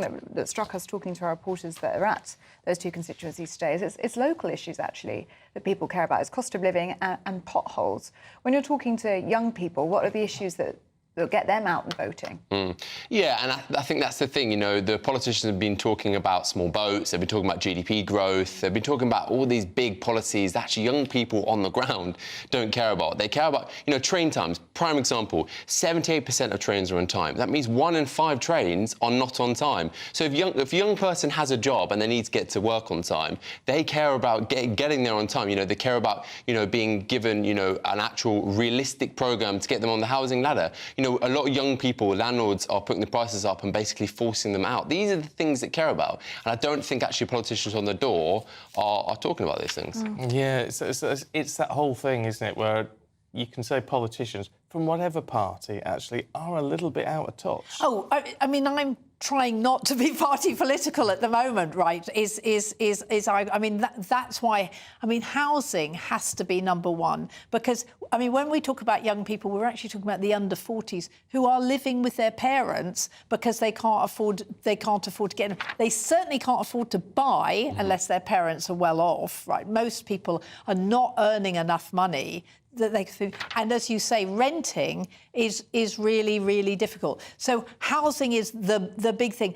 I mean, I think, I mean, it's interesting about, you know, potholes and the local thing. I know that young people probably, well, actually, if you're on your bike, potholes really matter. But actually, it's about public services. But you talk about public services. Actually, if you instead talk about, you know, the fact that local government doesn't get enough money to actually mend the roads. I mean, there are real problems local, and it's the local stuff, but it's actually nationally that we have to say we really care about all of this. And that's what worries me. It's about translating things. So I mean, you're right. So GDP, does that matter? Actually, what it means is that people are not as well off. Well, that's what we need to translate through, isn't it? That's the Precisely. whole point, that politics does matter. It affects our everyday lives. Yeah. It does, and most young people will say, "Well, it doesn't make any difference," and it really does. But politicians have to turn it into proper language so that they explain how they're going to make a difference. OK, on that note, Scarlett, Alexander, good to see you this morning. Good to see you. Thanks very much Indeed. Now, an elderly couple in Rushden in Northamptonshire received a letter from their local council threatening to place a compulsory purchase on their home.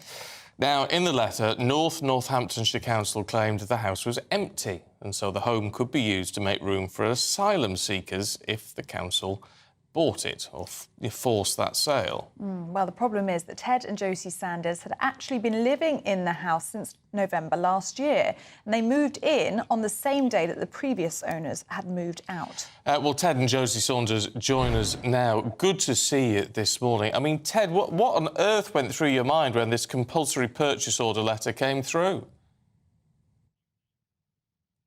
It didn't worry me so much as it did the wife. Oh, so she turned around and she started crying. We had enough problems beforehand. Sorry, I didn't hear that. I said, Josie, how did that make you feel when that letter came through the letterbox? I was absolutely devastated. We'd only just bought this house. We'd been in here about 8 or 9 weeks, and that came through the letterbox. And so what? I was going to say, what happened? Well, I mean, how did you respond to that? What did they say when you got in touch with the council? We went down to the local offices after I composed myself together, after crying and then getting really angry. We went down to the local council offices here, and I spoke to a lady in there. She took photocopies of the letter after I showed her it and was really angry with her. And she said to me, "It's nothing to worry about, it's just a standard letter." And I said, "I don't think that's a standard letter that you should be sending to any person." Yeah, so describe the contents of the letter for us, because it is quite strongly worded, isn't it? And it suggests that your property is empty. And what do they suggest it's going to be used for? They say, as part of this process, Northamptonshire Council is identifying empty properties and sites within the area with the aim of encouraging owners to bring premises back into use or to find alternative options for derelict sites. The resettlement team in North Northamptonshire Council supports asylum seekers and refugees across 3 different projects: Homes for Ukraine, Afghan resettlement and asylum dispersal. At present, we are seeing a considerable increase in positive immigration decisions being made in favour of asylum seekers. So basically, they're wanting accommodation. But who goes around and assesses whether these properties are lived in or they are actually empty? She couldn't tell me, the lady in the council. No. Well, I mean, clearly, Ted, no one had bothered to come and look at your house at all, had they? Obviously not. And then they have the audacity to send a letter of some sort of an apology. I am sorry to hear that you were upset by the letter. Well, how would they feel if they got a letter like that after they bought a property?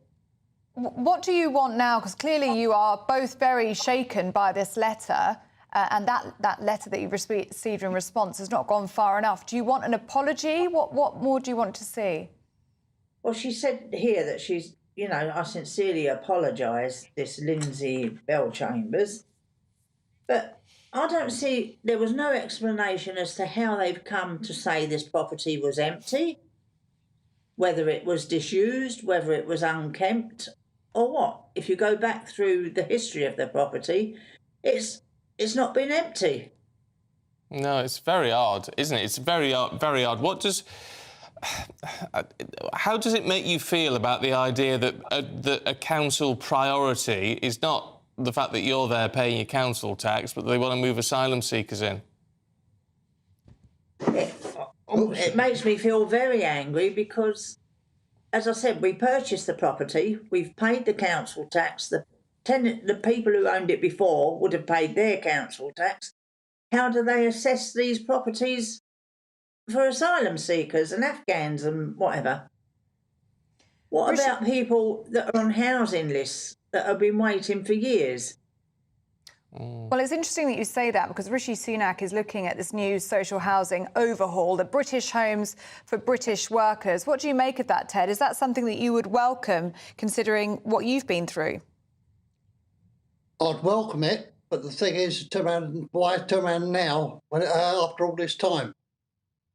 And they were looking at the other things because that hasn't come up with the things. They're only looking at it now, probably because they've heard about this. Well, yeah. Well, that may well be the case. Look, it's really good to see you both this morning, and let's hope this gets resolved to your satisfaction very soon. Thank you very much indeed. Good to see you, Ted and Josie. Thank you. Well, we've asked the council for a reply, haven't we? Yes, the leader of North Northamptonshire Council, Jason Smithers, has said this in a statement. Compulsory purchase orders are a tool used as a very last resort to bring empty properties back into use. Unfortunately, in this case, records held by the council were outdated and the letter was incorrectly sent to a property which was occupied. For this, I am very sorry for causing any undue distress and worry. I mean, it's just... Well, look, you've only got to look at it, haven't you? And this couple who've bought this house and settled into it and looks very nice too, by all accounts. But it's compulsory. It's not even saying, would you like to sell? It's compulsory purchase order. Yeah. Which means, are they going to have their home taken away from them? Well, thankfully not in that case. But can you imagine the worry, actually? Yeah. And if they were my parents, I'd be absolutely up in arms over that. Well, you would be very distressed, wouldn't you? And it's hugely distressing. The letter is very strongly worded, so I'm glad that they've got an apology and hopefully that situation gets itself resolved. But do let us know what you think about that story, gbviews@gbnews.com. All right, let's take a break and have a look at the weather for you with Alex. Hello, very good morning to you. Alex Berkill here with your latest GB News weather forecast. It's going to stay mild as we go through the next few days, and for most of us it's actually going to be quite dry today. Yes, there are a scattering of showers across parts of northern England, Wales and also into Scotland, Northern Ireland, a few showers likely here, but across southern counties I'm expecting it to stay mostly dry today, and there will be some decent sunshine too. Like I said, it's pretty mild, although temperatures won't be quite as high as they were yesterday. They're still going to be several degrees above average for the time of year. Staying mostly dry as we go through the end of the day, still just a few outbreaks of rain here and there, but some clear skies for a time. A bit more cloud pushing into western areas as we go through the early hours of tomorrow, and that cloud may be thick enough for some outbreaks of drizzly rain. But in the east, some clearer skies, and as a result it may turn a bit fresher than some recent nights, but on the whole still relatively mild for the time of year. As we go through tomorrow then, the best chance of any sunshine will be early on across the far east, and then increasing amounts of cloud pushes in from the west. That will bring a bit of rain towards western parts through the morning, but it's later on where we see a band of heavier, more persistent rain sweeping its way eastwards across the country. Again, it is going to be quite mild, highs of around 15, possibly even 16 Celsius. That rain then continues its way eastwards as we go through the end of the day Saturday, clearing eventually on Sunday, leaving a drier day for many. Well, time now for the Great British Giveaway, and you could bank £18,000 in tax-free cash. So make sure you don't miss out. Here's how you can make that cash yours. Time is ticking on your chance to win £18,000 in tax-free cash. That's like having an extra £1,500 each month for the next year. Listen to the moment we told Phil from West Yorkshire he'd won our last Great British Giveaway. Hello? Phil, I've got some really good news for you. You're the winner of the Great British Giveaway. You're joking. That's brilliant news. For another chance to win £18,000 in tax-free cash, text GBWIN to 84902. Text costs £2 plus one standard network rate message, or post your name and number to GB02 PO Box 8690 Derby DE1 9TT. UK only. Entrants must be 18 or over. Lines close at 5 p.m. on Friday the 23rd of February. Full terms and privacy notice at gbnews.com/win. Good luck. Stay with us. We're going to have more analysis on those two massive Labour victories overnight. This is Breakfast on GB News with Stephen and Ellie. 2024, a battleground year. The year the nation decides. As the parties gear up their campaigns for the next general election. Who will be left standing when the British people make one of the biggest decisions of their lives? Who will rise? And who will fall? Let's find out together. For every moment, the highs, the lows, the twists and turns. We'll be with you for every step of this journey. In 2024, GB News is Britain's election channel. Every Sunday from 11, join Michael Portillo. There will be topical discussion, looking at the week before and the week to come. So kick back and relax at 11 a.m. on Sundays on GB News with me, Michael Portillo. GB News, the People's Channel, Britain's news channel. Your weekend starts here with Friday Night Live with me, Mark Dolan, 8 till 9 on GB News. Big stories, big guests and big laughs as we get you ready for a cracking weekend. That's Friday Night Live with Mark Dolan. Fridays 8 till 9 on GB News. Bring your own drinks. The admission's free. Britain's newsroom, weekday mornings from 9:30. When you listen to Nigel Farage's assessment there, do you feel that maybe this is as good as it was going to get, given that we had the pandemic and it was inevitably always going to be a bit of a mixed bag? Well, I think it's a bit of a poor excuse from Nigel there that they haven't done it properly. The facts are, Nigel, that it's not worked. It's not going to work. Yes, we will rejoin. I mean, are we better off for it? Are they... Can I jump in there, Charlie?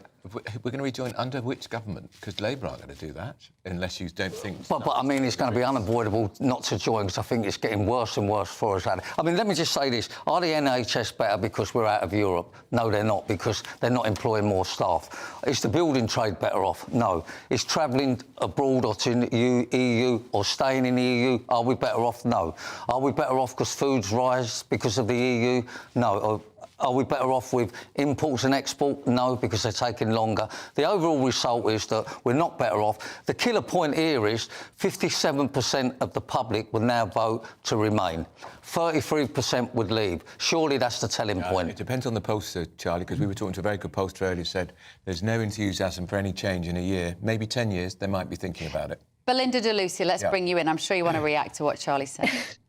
I mean, who would have thought that the UK wanting to run its own affairs and making our politicians more accountable would be so revolutionary? EU Parliament voted a majority to get rid of the vetoes, the last remaining scraps of democracy that the EU had. Now, luckily for EU citizens at the moment, you know, it means a treaty change to actually go forward. But that is the mood. The ever closer union. We have dodged a federalised, globalist, international, power-gobbling, anti-democratic organisation, and that's worth more than a few trade and travel perks for a few wealthy people in this country. Hear, hear. Belinda de Lucia, Charlie Mullins, great to see you both. I'm Andrew Doyle. Join me at 7 o'clock every Sunday night for Free Speech Nation, the show where I tackle the week's biggest stories in politics and current affairs with the help of my 2 comedian panellists and a variety of special guests. Free Speech Nation, Sunday nights from 7 on GB News, the People's Channel, Britain's news channel.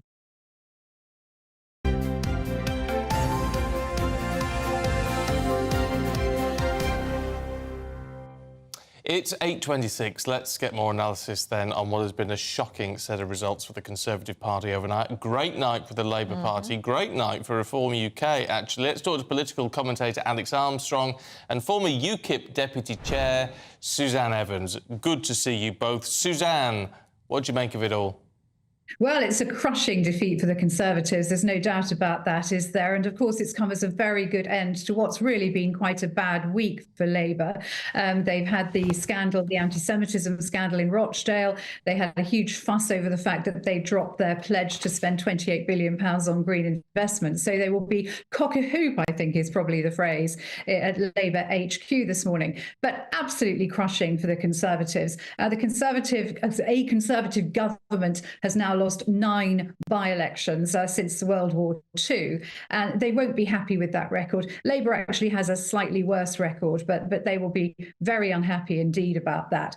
I think one of the key takes for me from the by-elections that we've seen is that it seems pretty clear to me that a lot of Conservative voters stayed at home. We've had such big swings to Labour, but if you actually look at the votes cast, for instance, in Kingswood, the Labour Party only had 107 more votes to win than it actually had at the general election in 2019. That says to me very much that Conservative voters are not happy and they're staying at home and not turning out to vote for their candidates, which is even worse for the Conservatives, really.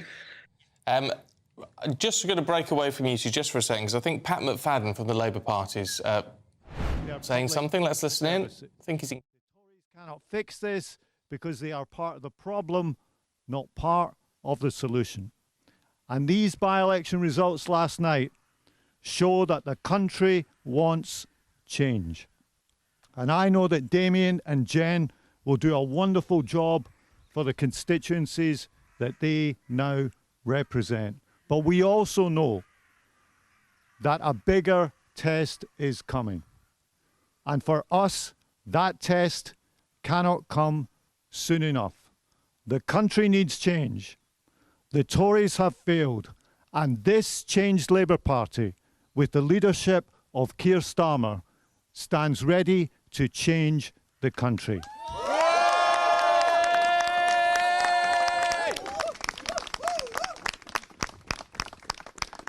That is our mission, and we will work every day between now and the general election to win people's trust to help make it happen. Now I want to introduce you to the new MP for Kingswood. A big round of applause, please, for Damien Egan.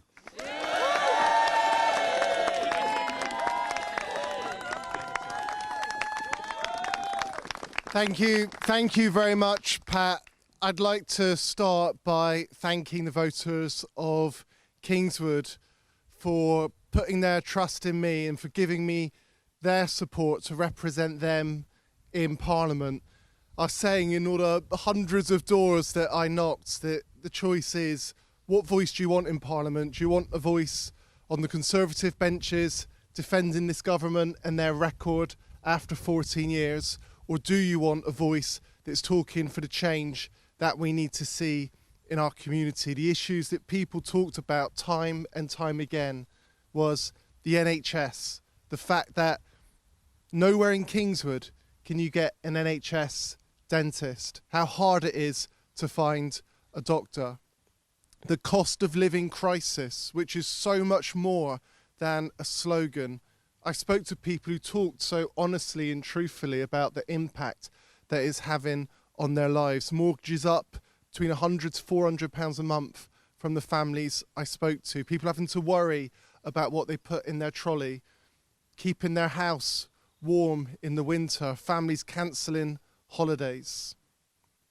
Safety on our streets, time and again, people want to see police and community policing back in our community. And I'm proud that we were able to run a positive campaign that addressed the issues that people were talking about, but also talks about what we will do. Let's leave that there. That's a new MP for Kingswood.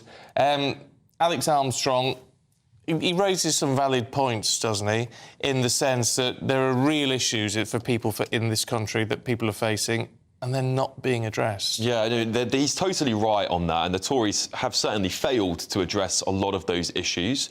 I think that the electorate certainly feel that there wants to be a change, but I don't think that they want the Labour Party. I don't think that the country is voting for Labour. As Suzanne said correctly, they're staying at home. The vast bulk of the electorate aren't getting out of bed for the Labour Party, nor are they getting out of bed for the Tories, as 100 extra votes is not something to sing and have a sing and dance about.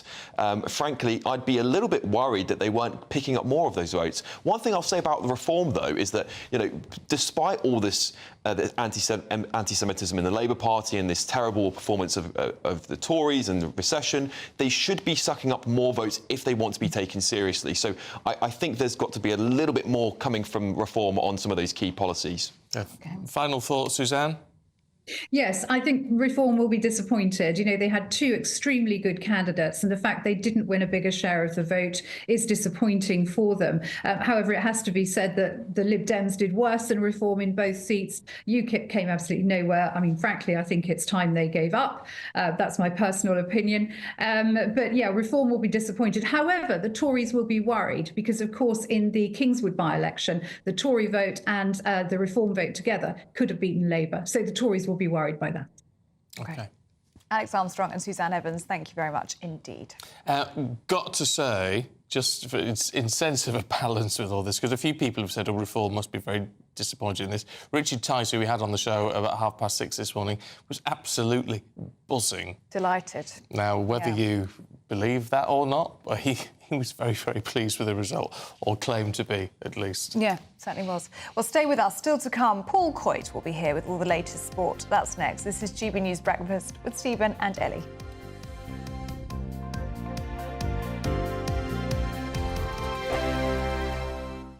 When the news happens, it happens here. And really important breaking news. Breaking news this morning. On TV, radio and online, the news starts here on Britain's Newsroom. All the biggest stories and the answers that you need from across the UK and beyond. Join Britain's Newsroom from 9:30 on GB News. The People's Channel, Britain's news channel. The Camilla Tominey Show, Sunday mornings from 9:30.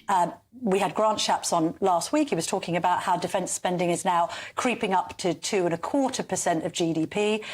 Ben Wallace's predecessor suggested it should be 3%. We hear that we've got the smallest army, I think, since the Napoleonic Wars.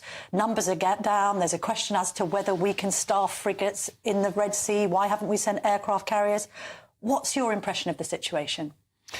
Well, I don't think it matters how much you spend, it's how effectively you spend it. And we spend it very ineffectively. We have lots of scandals about defence spending.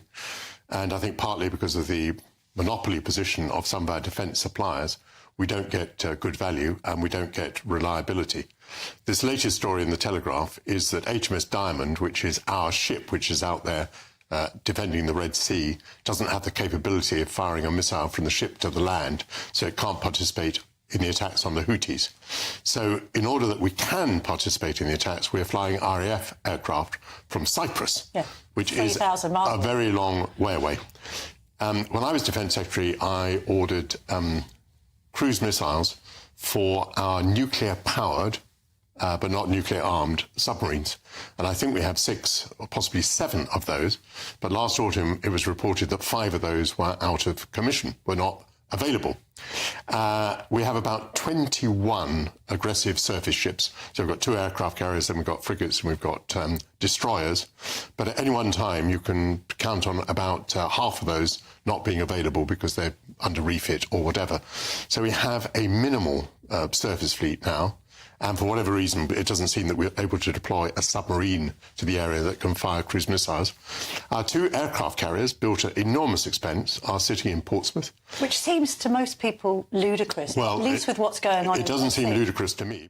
I'm Andrew Doyle. Join me at 7 o'clock every Sunday night for Free Speech Nation, the show where I tackle the week's biggest stories in politics and current affairs with the help of my 2 comedian panellists and a variety of special guests. Free Speech Nation, Sunday nights from 7 on GB News, the People's Channel, Britain's news channel. In the GB Newsroom, we bring you the news as it happens. With our team of dedicated journalists across the UK, we're ready to give you accurate reporting every day. When the news breaks, we'll be there with bulletins on GB News, the People's Channel, Britain's news channel.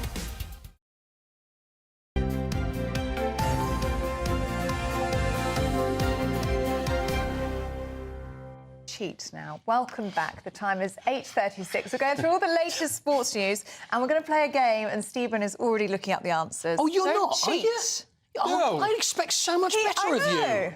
He's cheating. If only the Prime Minister knew what you were doing. But the only thing I've got so far is 1852, Mary Ewing Outerbridge. I don't think we're going to be doing She was JR's mother, wasn't she, in Dallas? That's She's that's the Mary American Ewing. credited with importing tennis to the United States from Bermuda. Oh, really? Well, I never. Well, there you go. So we'll be doing her. Paul. I should hope not. Before he ruins your game. We have a little cricket update. Yes. I'll keep you updated on that. Didn't I know. want to hear. Well, yeah, 445 India got, so they're all out in the first innings. And England currently in, and it's Ben Duckett and Zach Crawley at the crease. 16 without loss at the moment. Fingers crossed, touch wood. They have a decent partnership. It's going to be tricky. Going to be very tricky. But anyway, we need a good partnership. We spoke to you soon. It was looking good yesterday. Yes, oh, well. Exactly. But, you know, that's the thing, Test cricket. Yeah. Ebbs and flows, Ellie. Ebbs and flows. Maybe we jinxed it. So we'll see how things go. Roy Hodgson. Yeah, Roy Hodgson. Still in hospital. Yeah. It's what happened, for those that don't know, it was at the training ground yesterday and Crystal Palace have not been doing very well, and there's been protests about Roy Hodgson, 76 years old now. He was taken ill, actually. I think it was last September during a game against Aston Villa, and he was taken ill. And it happened at the training ground yesterday, and he's on the verge of losing his job as well. Steve Parish, who's the chairman of Crystal Palace, then took him to hospital. It's a really delicate situation because obviously Roy is unwell. Things are not going well for the side. There's no sentiment when it comes to football, so it's not going to be a matter of, well, I can't exactly fire you now, even though there's a new man called Oliver Glasner, who is Austrian, from Eintracht Frankfurt, who was fired from Eintracht Frankfurt, by the way. He's not in work at the moment. He's likely to take over. So it's a really delicate situation, but we do wish Roy well, because Roy is a legend of the game. Oh, yeah. And nice man. You know, and I don't want to sound patronising towards him, because we've known him, we've had him on here, but when you think the pressures of football, that's what he knows, that's what he loves, but there's no more pressurised job than being a football manager, trust me. So anyway, we wish him well.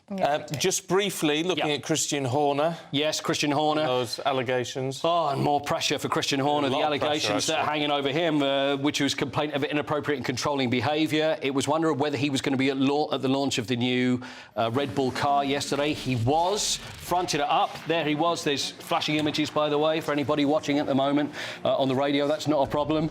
But there he is, launching the new car. See, they all look, they're all very flashy. It's all very exciting. I didn't say they all look the same. I meant more the launches are all very similar. And they pulled the the cover over, and there's the car, and Christian Horner came out, and all the press were instructed, do not ask questions about the allegations. And so they did. And that was pretty much all anybody asked.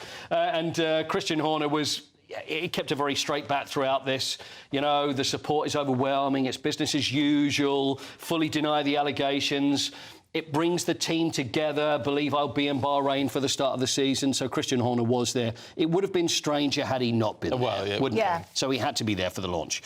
And that's the RB20 car, not to be confused with last year's RB19. Indeed. Exactly. Should we play our birthday game? Yeah, I know, that's what you're looking forward to. Yes. Right, so two very famous sporting personalities. Please tell me how old you think they are. Right. And a few words about them would be nice. Oh, yeah, go on. Okay. Right, number one, let's see this. A legend of tennis. I think that's John playing... McEnroe. What is he playing? The paddle ball there. Yeah. There's McEnroe. That's him now. I think we've got a nice picture of him in his pump there. He's 71. You think McEnroe's 71? 67. 67. John McEnroe, 4-time US Open, 3-time Wimbledon champion, is 65. I'm very close. Today, you were very close. Very disappointed by Stephen's answer. Sorry. Turned 65 today, yeah. We've got one more for you. One more for you. Now, we go back to the 2000 Sydney Olympics. I think she was the poster girl of the 2000 Sydney Olympics. There she is, Cathy Freeman. There we are, 400-metre runner. So if it helps, think of the year 2000. And this is her in the year 2000? This is her in the year 2000. Right, I mean, with that hood. I run, by the way, with the same hood, just to let you know. It's a great outfit. 53 today. 53 for Cathy Freeman. 55. 53, 50, which way direction are you 55. going? 55. You're in the middle? Yeah, 55. 51, Cathy Freeman today. One each. There you go. We can take that. Happy birthday, birthday. both And of don't you. you feel better for not cheating? Yes. Yeah, it feels better, you see? Yes, The only Stephen. thing is, Stephen, you only need to be cheating yourself. Oh, yeah. You tell him, Paul. Yeah, Tell him. sadly, it's true. He's Paul, so thanks very much. cheeky. Have a good weekend. There you go. You're so Give yourself a cheeky, little aren't you? advantage. Wow. Now, still to come, the Tories, of course, more on the Tories suffering those major blows in the by-elections, and also a little scoop on Prince Harry, which might shock you a little bit. We'll tell you more in the papers in a moment.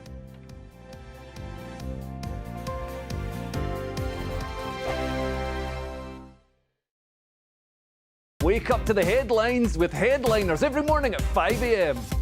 We treat you to the day's biggest stories before anyone else, 7 days a week. You can catch up on everything you need to know before you've even had your kippers.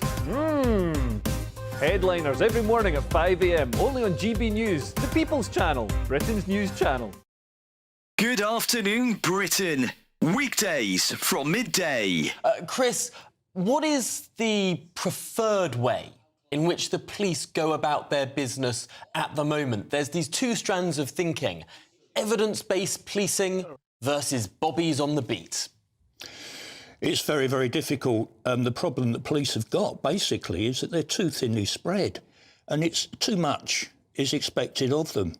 There's a long list, isn't it? Every month we hear police need to do more about this, police need to do more about that, and police do their best. They're overwhelmed with bureaucracy. I mean, when I was a young PC, if I took a shoplifter in, then I'd be in and out within an hour. You take a shoplifter in now, and you're doomed for the rest of your shift for 6 or 7 hours dealing with the bureaucracy. Police want to get back in those communities because community policing is really the core of policing. But such are the demands on their time at the moment, and the bureaucracy, and the fact that they are struggling now to retain experienced officers. People are hemorrhaging out of the police, and new recruits coming in haven't got that experience, and there's a good chance they may not stay anyway.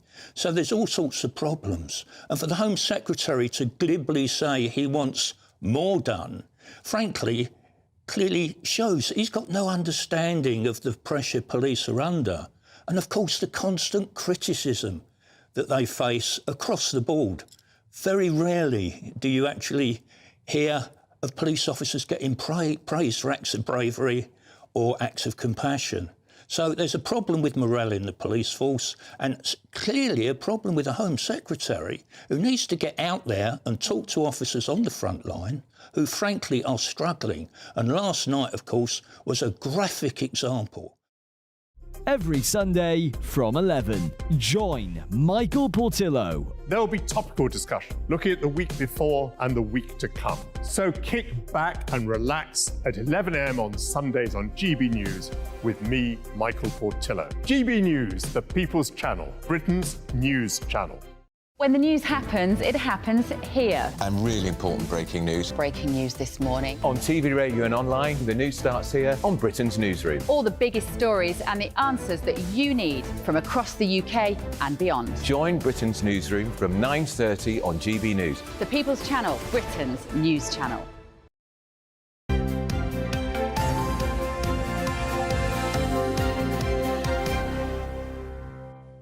Welcome back to Breakfast. The time is 8:44 and we are joined in the studio by the former Special Advisor to Michael Gove, Charlie Rowley, and political commentator Andy Williams. And gents, we are going to step away from the politics for just a moment because we have this new news in about Prince Harry.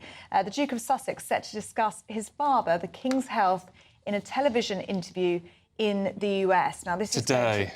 It's going to be aired on Good Morning America Friday morning, so we can expect that probably about lunchtime here. Now, it says here he's due to talk about his life with the Duchess of Sussex, Meghan, and the Invictus Games, but also talking for the first time about his father's health. How does this make you feel, Andy? Kind of uncomfortable, actually. I think, you know, Prince Harry and Meghan have had a lot of very bad press over recent years, and I think some of it has been unfair. And I think in some cases, you know, the vitriol that they have been subject to has been quite uncomfortable to look at, but they don't help themselves.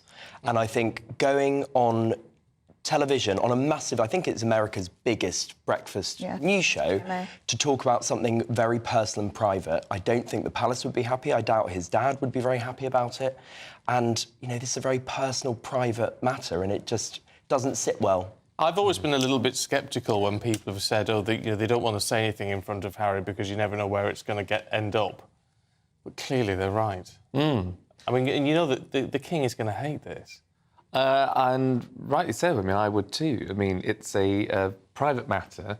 Everyone, whether you're the monarch of this great nation or not, everyone is entitled to a private life in some regards, particularly when it comes to health. It is not Harry's story to tell. Yeah. It is the King's health. He is the head of the monarch, and he has every right, if he wants to go public with any information that he wants to do it in his time, in his way, with the support of the Queen and the rest of his family. It is not for any upstart member of the family to go and sell the story effectively across the pond to American viewers when, at home, the King is clearly wanting privacy. Otherwise, he would have announced more details himself. Because what we have to be a little bit careful of is we don't know, even if he's going to say what sort of cancer it is or any... He may not actually divulge any information that we don't already know. It may just be how his father seemed when he met him, sort of thing. But even so... Well, I just on that point, I mean, I suspect he won't say very much. No. But I think it's the media circus parade of sort of briefing out that Prince Harry is giving this interview, and he will touch on the fact of his... I think that's right. His father. It is a PR, you know, it is still playing PR with his father's health. That's right, Charlie, because if he totally unacceptable. If he really didn't want to talk about it, he wouldn't do the interview because he knows it's the thing that the first question that anybody's going to ask. And the thing is, it looked as though Prince Harry last week had done exactly the right thing. This diagnosis came out. He was straight on that plane, right by his father's side. I mean, many in the papers were talking about reconciliation and talks of the family perhaps getting over that divide. And then you hear the next week that he's going to do a sit-down tell-all interview. I mean, cynics would say he came over just for the inside scoop. Well, perhaps. I mean, I just think the whole situation is very sad. I mean, it's a story that's very familiar to lots of us, unfortunately. Complicated families and sort of, you know, very difficult and sad situations that people have gone through. And, nobody's immune, even if you're the royal family. Well, we'll try and find out a bit more detail on that. It's very sad. I think it's really sad that this is what it's come to. Yeah. In the meantime, let's talk about the big events overnight. it's not too much to say the Tories have What's taken happened? a right... What's happened overnight? What? I don't know what you're talking You're about. in denial, Charlie. You're in denial.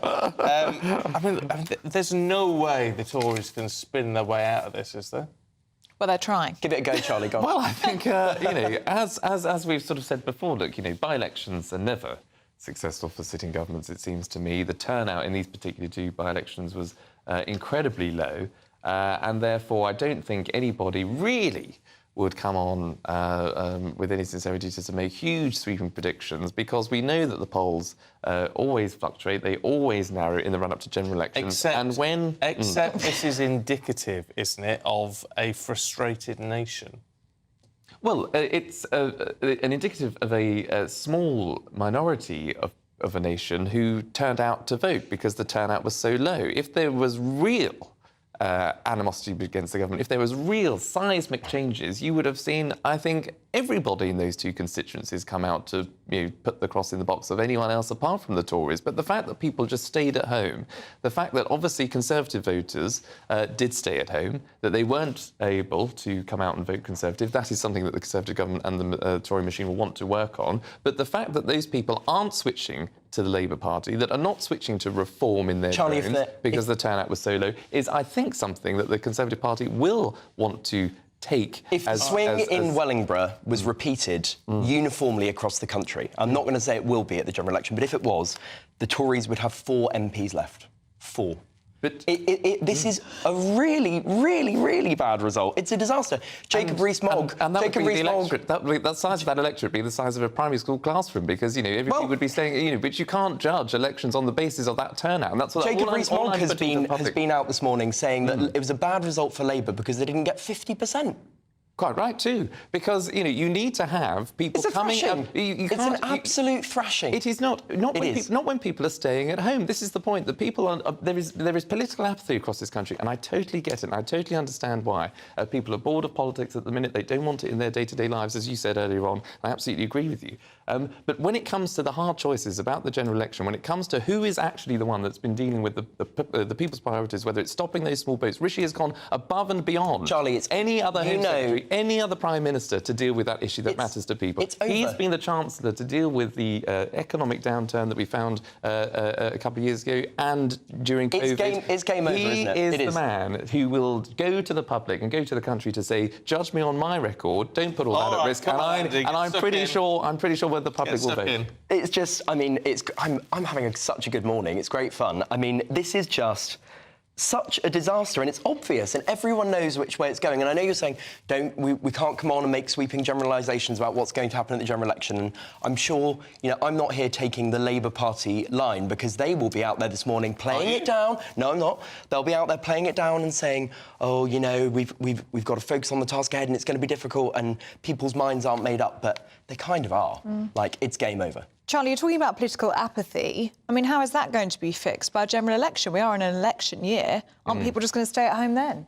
Well, that'll be the moment where the Prime Minister can come out to say, look, inflation, you know, he wanted to get inflation down. It's come from 11%, it's now down to 4%. That will come down, predictions suggest, to 2%. That is getting inflation back on target. Getting inflation down. Target of 2%. Which back has always, on target. Which has always been the target. Absolutely, yeah. and credit to the government for getting it down. But it's gone up. It's gone up as everybody's seen. I think that would be a success vote. I mean, it's gone up as every major economy has found, because of COVID, because of the spending, because of increases in the war in Ukraine, which has pushed prices up. The public can understand all of that. But what's important is getting it down, and that's what's happening. What's important is stopping the small boats, which is what, as I say, well, there's a 90% returns rate with Albania, people sort of coming over in the small boats. Those small boats crossings are down by a third. There is success there, and the government will continue to tell people of its successes. Rishi Sunak was the last throw of the dice for a Conservative Party who keep flitting from one leader to another. They keep denying their own history and saying, oh, no, that wasn't us, now we're something else. Rishi Sunak was the last throw of the dice. They thought he'll be popular, he'll be credible, he'll be a steady hand on the tiller. And guess what? People, I mean, Stephen was with him on Monday night, and maybe 50% of people said they might vote Conservative off the back of that, but it still wasn't a great showing for Rishi Sunak on Monday, and that was with a reasonably sympathetic audience.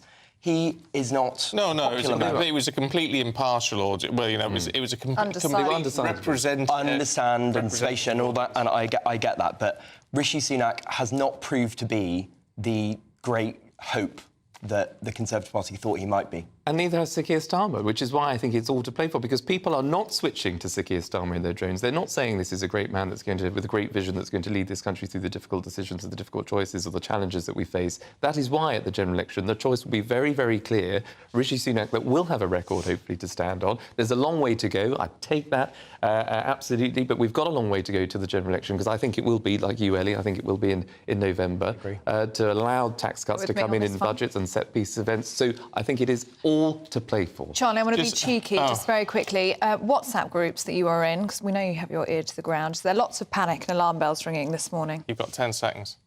I don't engage on WhatsApp. Yes, there's no signal down here. I was never a big fan of WhatsApp in government. I'm certainly not a fan of it outside. But if I hear anything, I'll let you know. Excellent. Right, you two. It's been a pleasure. Thank you very much indeed. Thank you. Here's your weather.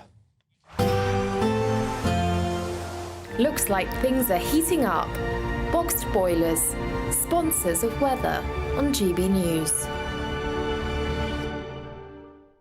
Hello, very good morning to you. Alex Berkill here with your latest GB News weather forecast. It's going to stay mild as we go through the next few days, and for most of us it's actually going to be quite dry today. Yes, there are a scattering of showers across parts of northern England, Wales, and also into Scotland, Northern Ireland, a few showers likely here. But across southern counties I'm expecting it to stay mostly dry today, and there will be some decent sunshine too. Like I said, it's pretty mild, although temperatures won't be quite as high as they were yesterday. They're still going to be several degrees above average for the time of year. Staying mostly dry as we go through the end of the day, still just a few outbreaks of rain here and there, but some clear skies for a time. A bit more cloud pushing into western areas as we go through the early hours of tomorrow, and that cloud may be thick enough for some outbreaks of drizzly rain. But in the east, some clearer skies, and as a result it may turn a bit fresher than some recent nights, but on the whole still relatively mild for the time of year. As we go through tomorrow then, the best chance of any sunshine will be early on across the Far East, and then increasing amounts of cloud pushes in from the west.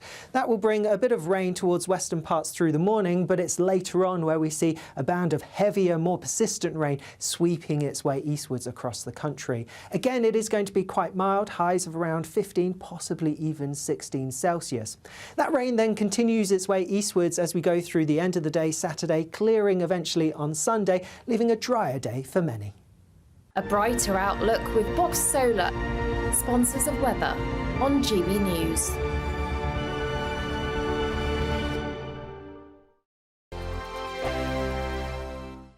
In the GB Newsroom, we bring you the news as it happens. With our team of dedicated journalists across the UK, we're ready to give you accurate reporting every day.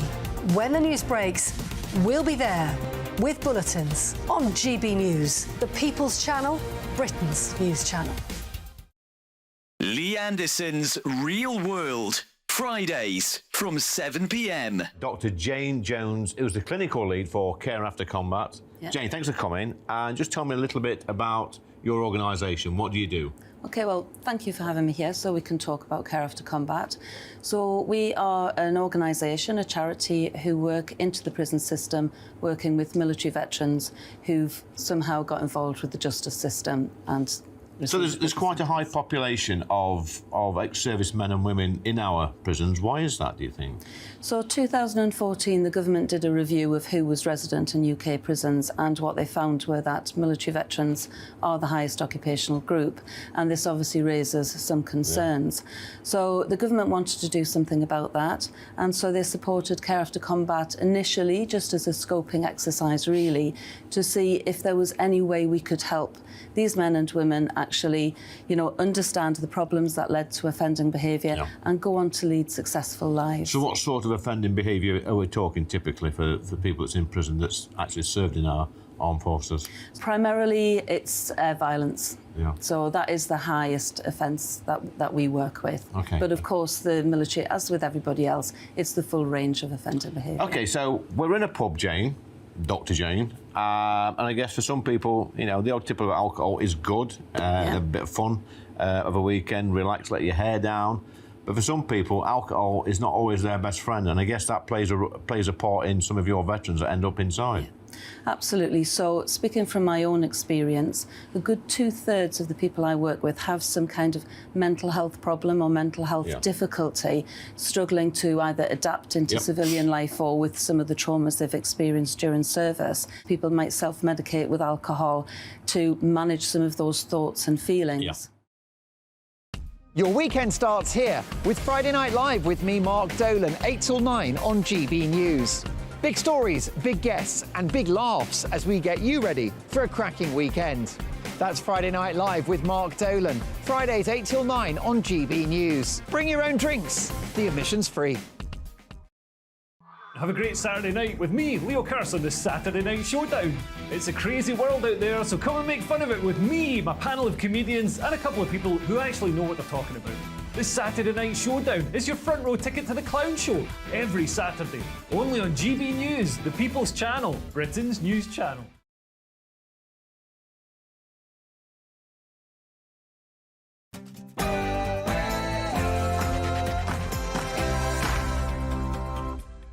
Good morning to you. It's 9 o'clock on Friday, the 16th of February. Today. People of Wellingborough have spoken for Britain. This is a stunning victory for the Labour Party and must send a message from Northamptonshire to Downing Street. A big win for Labour as the party seizes the constituency of Wellingborough, with the Tories losing the most by-elections now in a single parliament since 1960. A record collapse in Tory support here in Wellingborough caps a double by-election disaster for Rishi Sunak. But Reform UK march on. 14 years of Conservative government have sucked the hope out of our country. There's a feeling that no matter how hard you work, you just can't move forward. In a double blow for Rishi Sunak, Labour overturns an 11,000 Tory majority to win the by-election in the constituency of Kingswood. A dramatic night here in Kingswood and a dramatic morning too. Kingswood's newest MP has been greeting the press and the crowds here, and his activists are still behind me cheering away. We'll have the full story a little later in the programme. 14 years of Conservative government. The whole agenda has shifted ever leftwards. This is a Conservative party of big state, high tax, mass immigration. This is not a right-wing Conservative party. Political reactions fly in. Nigel Farage says the Tories have moved too far to the left. Sir Jacob Rees-Mogg reflects on the double defeat for the Tories. Why are we not inspiring Conservatives to turn out and vote? The Duke of Sussex is set to discuss King Charles's health in a bombshell television interview on Good Morning America today. Good morning. Some of us will have a few showers today, but many places will stay largely dry and it is still going to be mild. I'll have the details shortly. Morning to you. I'm Stephen Dixon. And I'm Ellie Costello, and this is Breakfast on GB News.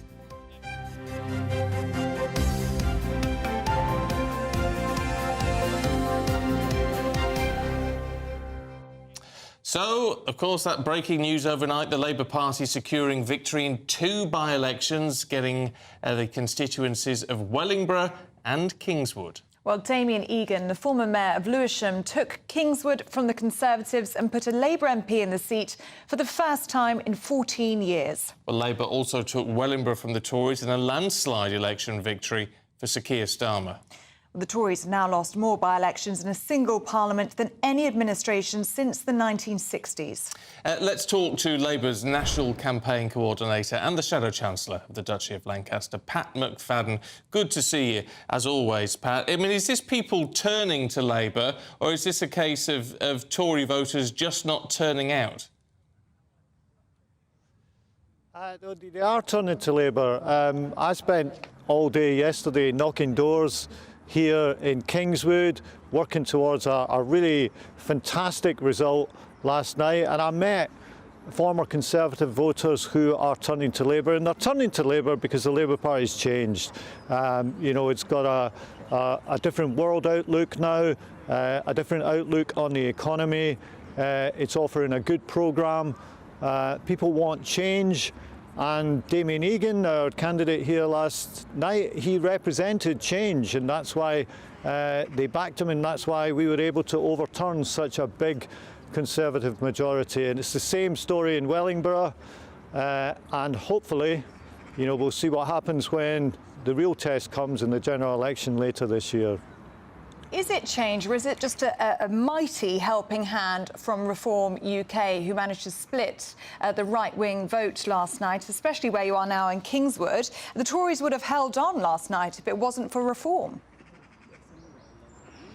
Oh, I think there's a bit of fantasy football going on with this, and I think it's an enormous and mistaken assumption to assume that every vote for Reform, if Reform wasn't there, would automatically switch to the Conservative Party. And it's not just my opinion. YouGov actually polled this recently and found that less than a third of Reform voters would vote Conservative if the Reform candidate wasn't standing. So I think the Tories are making a mistake in taking refuge in this idea. And what's going to happen now is they're going to have a debate where half of them will want to turn the Conservative Party into Reform and the other half will be wanting to do a deal with it. But while they're doing that, we're going to get on with being out there with our programme to grow the economy, to improve public services, to drive forward the energy transition, and to work for a better deal for the British people, because they're getting a bad bargain at the moment where they've paid higher taxes, but the economy's in recession and their living standards are contracting. Real change is needed, and the Labour Party can bring that, but the Prime Minister's got to stop just sitting in number 10 waiting for something to turn up and get on with calling the election. A couple of things you said, Pat. One is that Labour's offering a good programme. Well, we don't know what that programme is, let's be honest. And the other thing is, you say the Labour Party's changed. Well, has it changed on anti-Semitism? Well, let's go through some of the programme. Let's start with changing the planning laws to get more houses built. We plan 300,000 houses a year if we get elected. I talked about the green transition. We'll set up GB Energy, to a publicly owned energy company, to drive that energy transition. On health, we're going to have 2 million more NHS appointments and procedures paid for by getting rid of that non-dom tax break. That's a choice the Conservatives wouldn't make. We'll have a breakfast club in every primary school. We're going to improve rights for people at work. We're going to have mental health support in schools, which is a really important issue and a good investment in the future of our young people. Well, we've got to start by changing the planning laws to get more investment into the UK. It's too difficult for investors to come here and build things. It's too difficult to get homes built. And then we've also got a mortgage guarantee scheme to help people buy those houses once they're built. We're never going to repeat the disaster of the Liz Truss mini-budget, where the Tories, in a fit of ideology, crashed the economy, mortgage rates rocketing, bailouts of pension schemes. We're going to act with much more stability than they have done. So we've got a good programme that will put before people whenever the Prime Minister's got the courage to call the general election that the country needs. And Pat, sorry, you didn't actually answer Stephen's question about anti-Semitism. So has the party actually changed? Oh, absolutely. And I think when you look at the quick and decisive action that Keir Starmer took this week, it's a big thing to do, you know, to withdraw support from a general election candidate when nominations have closed and you can't then replace the candidate. I've been around politics for quite a long time and seen many elections. I don't remember that happening before. It might have. I mean, my knowledge wouldn't be perfect, but I don't actually remember it ever happening before. And when he said he would do that in the Labour Party, he was serious about it. And this week, his actions showed that that was the case. Pat McFadden, always good to talk to you. We look forward to doing it a lot more over the coming months. Thanks very much indeed. Yeah, and hopefully we get Keir Starmer on a People's Forum. That would be good. That would be good. Well, let's go to both by-election locations now, shall we? GB News political editor Christopher Hope is in Wellingborough for us, and our South West of England reporter Jeff Moody is in Kingswood. Very good morning to you both. Chris Hope, let's start with you, shall we? And a stunning victory for the Labour Party there. That's right, here in Wellingborough, a huge victory here for the Tory party. Peter Bone now has gone, he's a former Tory MP. Jen Kitchen, 28-year-old, is now the Labour MP here. Reform UK did well, 13% of the vote from zero last time. What appears to have happened, though, across both seats, Kingswood and Peterborough, is that many Tories are still sitting on their hands. They're not convinced by the Tory party. They're cross with the Conservatives about all sorts of areas, I'm sure, with cost of living crisis and others. Locally here, potholes are a big issue, as highlighted by Jen Kitchen. So lots of work for Mr Sunak to do to get that vote out. OK, let's head over then back to Kingswood. I mean, Jeff, another big change there, another big swing, but actually Reform, whatever Pat McFadden says, Reform eating into that Tory vote pretty significantly. Well, absolutely. I mean, if the Reform Party hadn't put up a candidate, and if everybody that voted Reform would have voted Conservative, big ifs, I know, but if that were the case, then we would now be looking at a very different result here indeed. So certainly something for Rishi Sunak to consider this morning, the impact that that Reform vote has had here and is likely to have over the whole of the country. The one big issue that voters here were most concerned about, it's what Damien has been talking about significantly this morning and last night, is the cost of living. That is the main issue that people here have been discussing on the doorsteps. It's the main issue that is bothering them. They're saying that they just can't afford to live. They're existing, but they're not really living. That's what people have found on the door. But very interesting to also look at the swing here. Well, the Conservatives' share of the vote fell from 56% at the last general election back in 2019 to 35%. So that's a significant swing downwards, whereas Labour jumped only from 33% to 45%. So it's a big drop in the turnout of Conservative voters and a small rise in people voting Labour, which is very interesting if you look at that nationally, because that is generally the narrative that we're getting nationally, isn't it? That people are fed up with the Conservatives, they want change from the Conservatives, but they're not leaping to Labour in their droves. OK, Jeff, thanks very much indeed.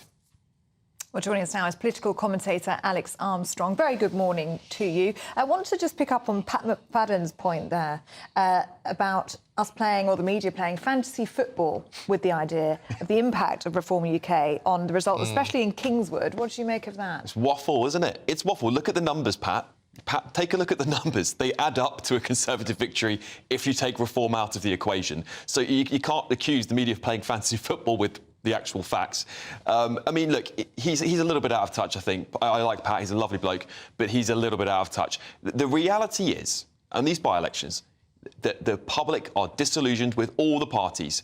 Reform haven't seen a massive increase in their vote share. They're sticking to the national polls. Tories sticking to the national polls. Labour sticking to the national polls. Nobody is going, I can't wait to go out and vote for this party because I believe in them. We're just seeing a massive amount of people go, I'm just not going to bother. The apathetic vote is the most damning vote on the status of our political parties and what they're promising to the people. So does that mean, then, that there's everything to play for? I mean, in the sense that we don't know what the Labour Party stands for yet, but we will get a manifesto in due course. They've got a chance to excite us. The Tories have got perhaps less of a chance to excite us. Yeah, the Tories have got less of a chance because they've been in power, and people will say, well, why haven't you done this? Why are you doing this now? I say that regularly. The problem with the Labour Party is that there's nobody inspiring there. And you listen to Keir Starmer talk and you listen to their candidates, they're dull. They're uninspiring, and they're basically going to copy the Tories' platform over the last 14 years. It's going to be consistency, at least for a lot of the things.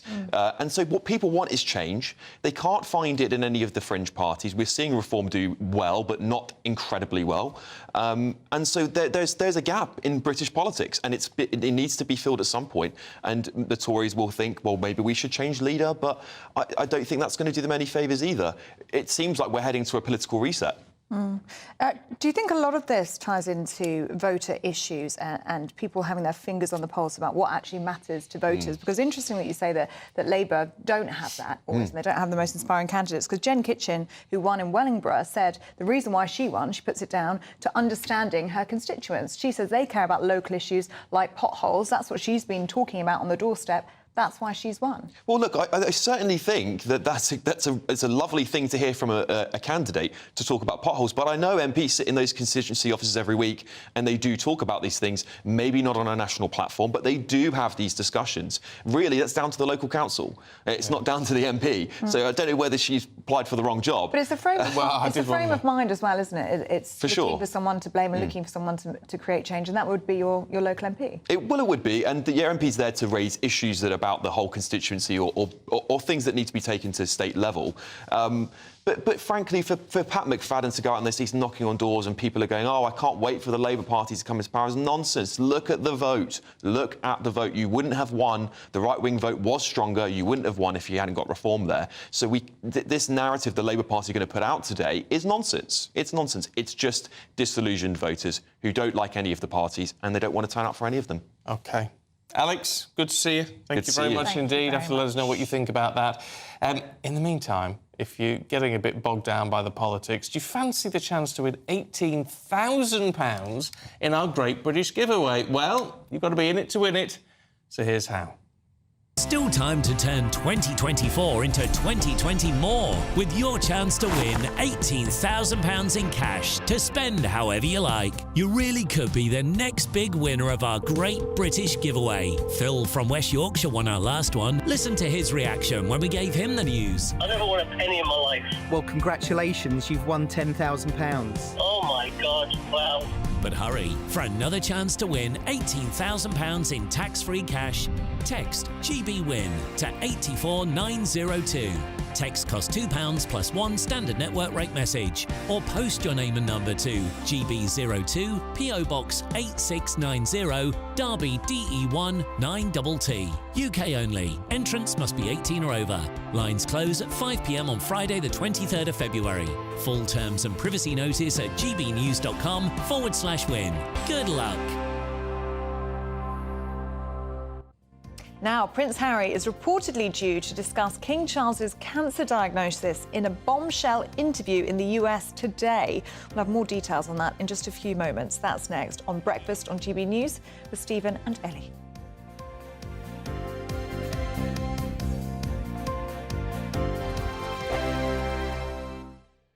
Tired of the usual focus-tested, pre-prepared Westminster runaround? Well, so am I. So you want higher taxes? Is your department to blame for this? Are you rethinking this policy? Every Sunday at 9:30, I'll be sitting down with those in power to get the truth about the issues affecting you. Let's be honest, we've known about the cost pressures of this project for years, not months. That's the Camilla Tominey Show, a politics show with personality. On GB News, the People's Channel, Britain's news channel. Patrick Christie's Tonight. Weekdays from 9 p.m.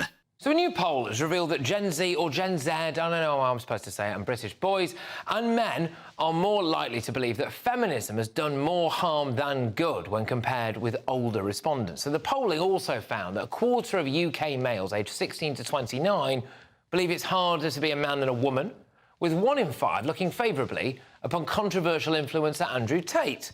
37% of them also agree that the phrase toxic masculinity is unhelpful. So, with Gen Z boys increasingly holding this view, has feminism done more harm than good? Let me know your thoughts. Email me, gbviews@gbnews.com, tweet me @gbnews, and make sure you take part in our poll. But I'll bring you those results shortly. Going head-to-head on this tonight, our author and commentator Anna May Mangan and YouTuber and social media influencer Pearl Davies. Both of you, thank you very much. Pearl, I'll start with you. Has feminism done more harm than good, especially when it comes to these Gen Z boys? Yes, it has. Feminism really has turned into a bunch of crybaby women that want to complain that we're not given equal opportunity when really women are given more opportunity than men. And so, yeah, I would say feminism is a hate group and it's a bunch of crybaby women. Anna, would you like to come back to that? Crybaby women feminism, apparently. So we've got a right lad with us tonight with Pearl and her opinions, haven't we? How could it possibly do harm? Pearl wouldn't do. I hope you vote. I assume you do. I hope you're not chained to the kitchen sink at home. I'm not sure if you've got a job, so I don't know very much about you, but if there's a bloke doing the same thing as you, you're probably earning less than him. So, of course, feminism is something that it got us the vote in the first place, and it's still doing a power of good. It's just whingy men, and actually, I changed that. They're lads, they're not men. 2024, a battleground year. The year the nation decides. As the parties gear up their campaigns for the next general election. Who will be left standing when the British people make one of the biggest decisions of their lives? Who will rise? And who will fall? Let's find out together. For every moment, the highs, the lows, the twists and turns. We'll be with you for every step of this journey. In 2024, GB News is Britain's election channel.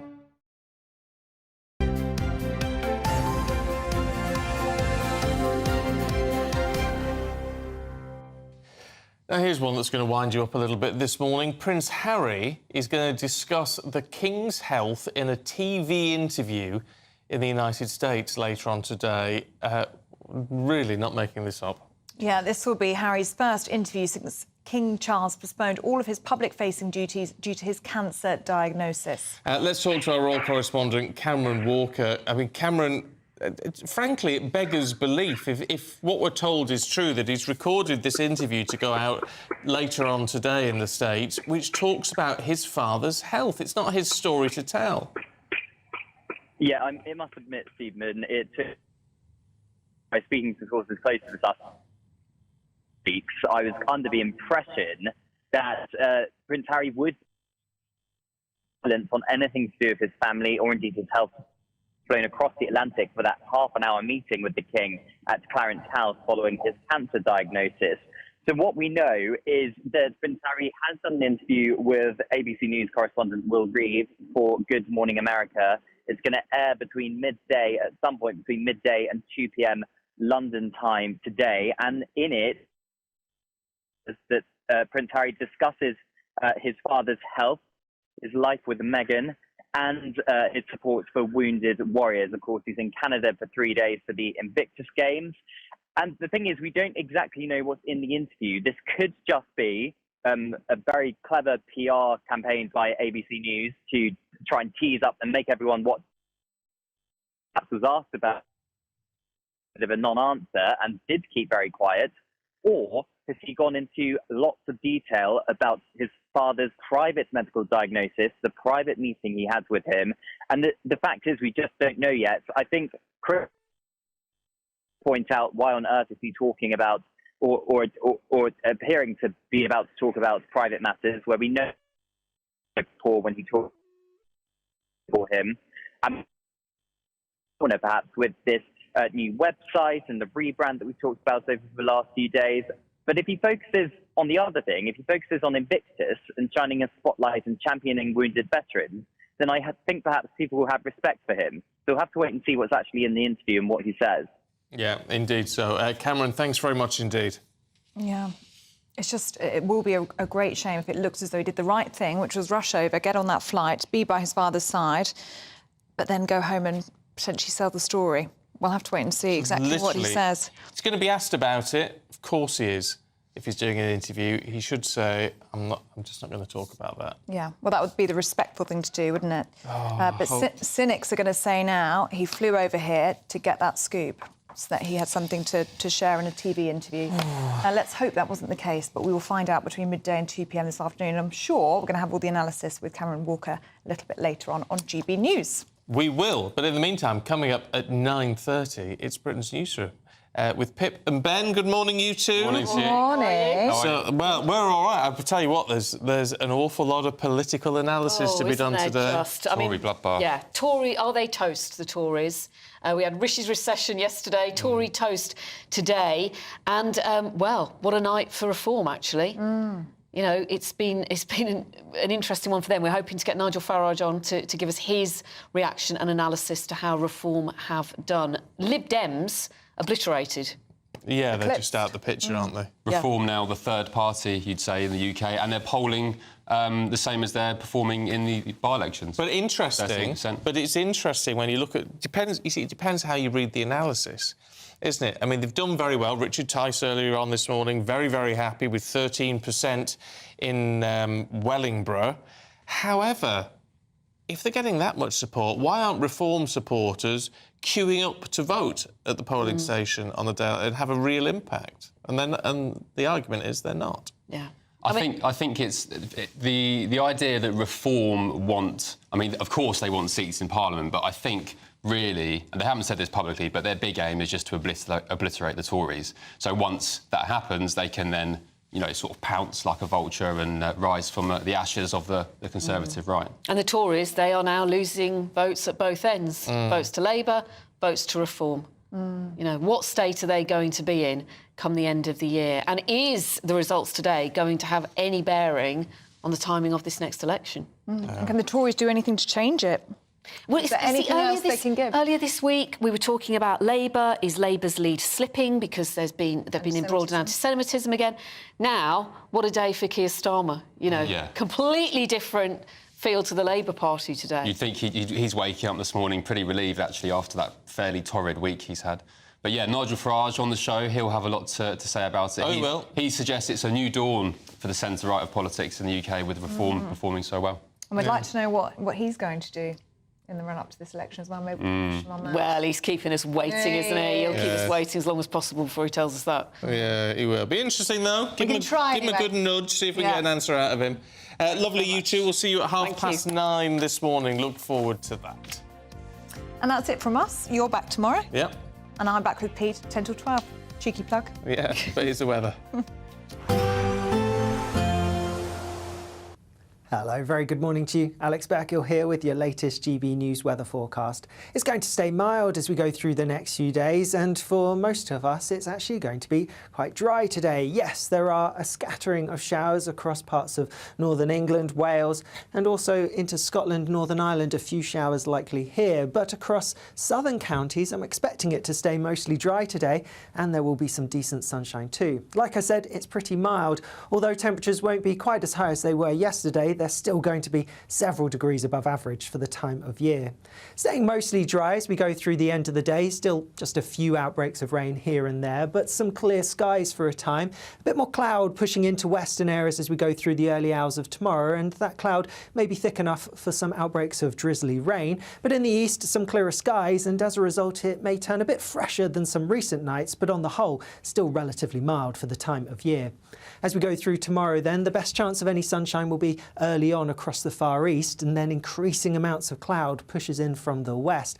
That will bring a bit of rain towards western parts through the morning, but it's later on where we see a band of heavier, more persistent rain sweeping its way eastwards across the country. Again, it is going to be quite mild, highs of around 15, possibly even 16 Celsius. That rain then continues its way eastwards as we go through the end of the day Saturday, clearing eventually on Sunday, leaving a drier day for many. Now then, Lee Anderson here. Join me on GB News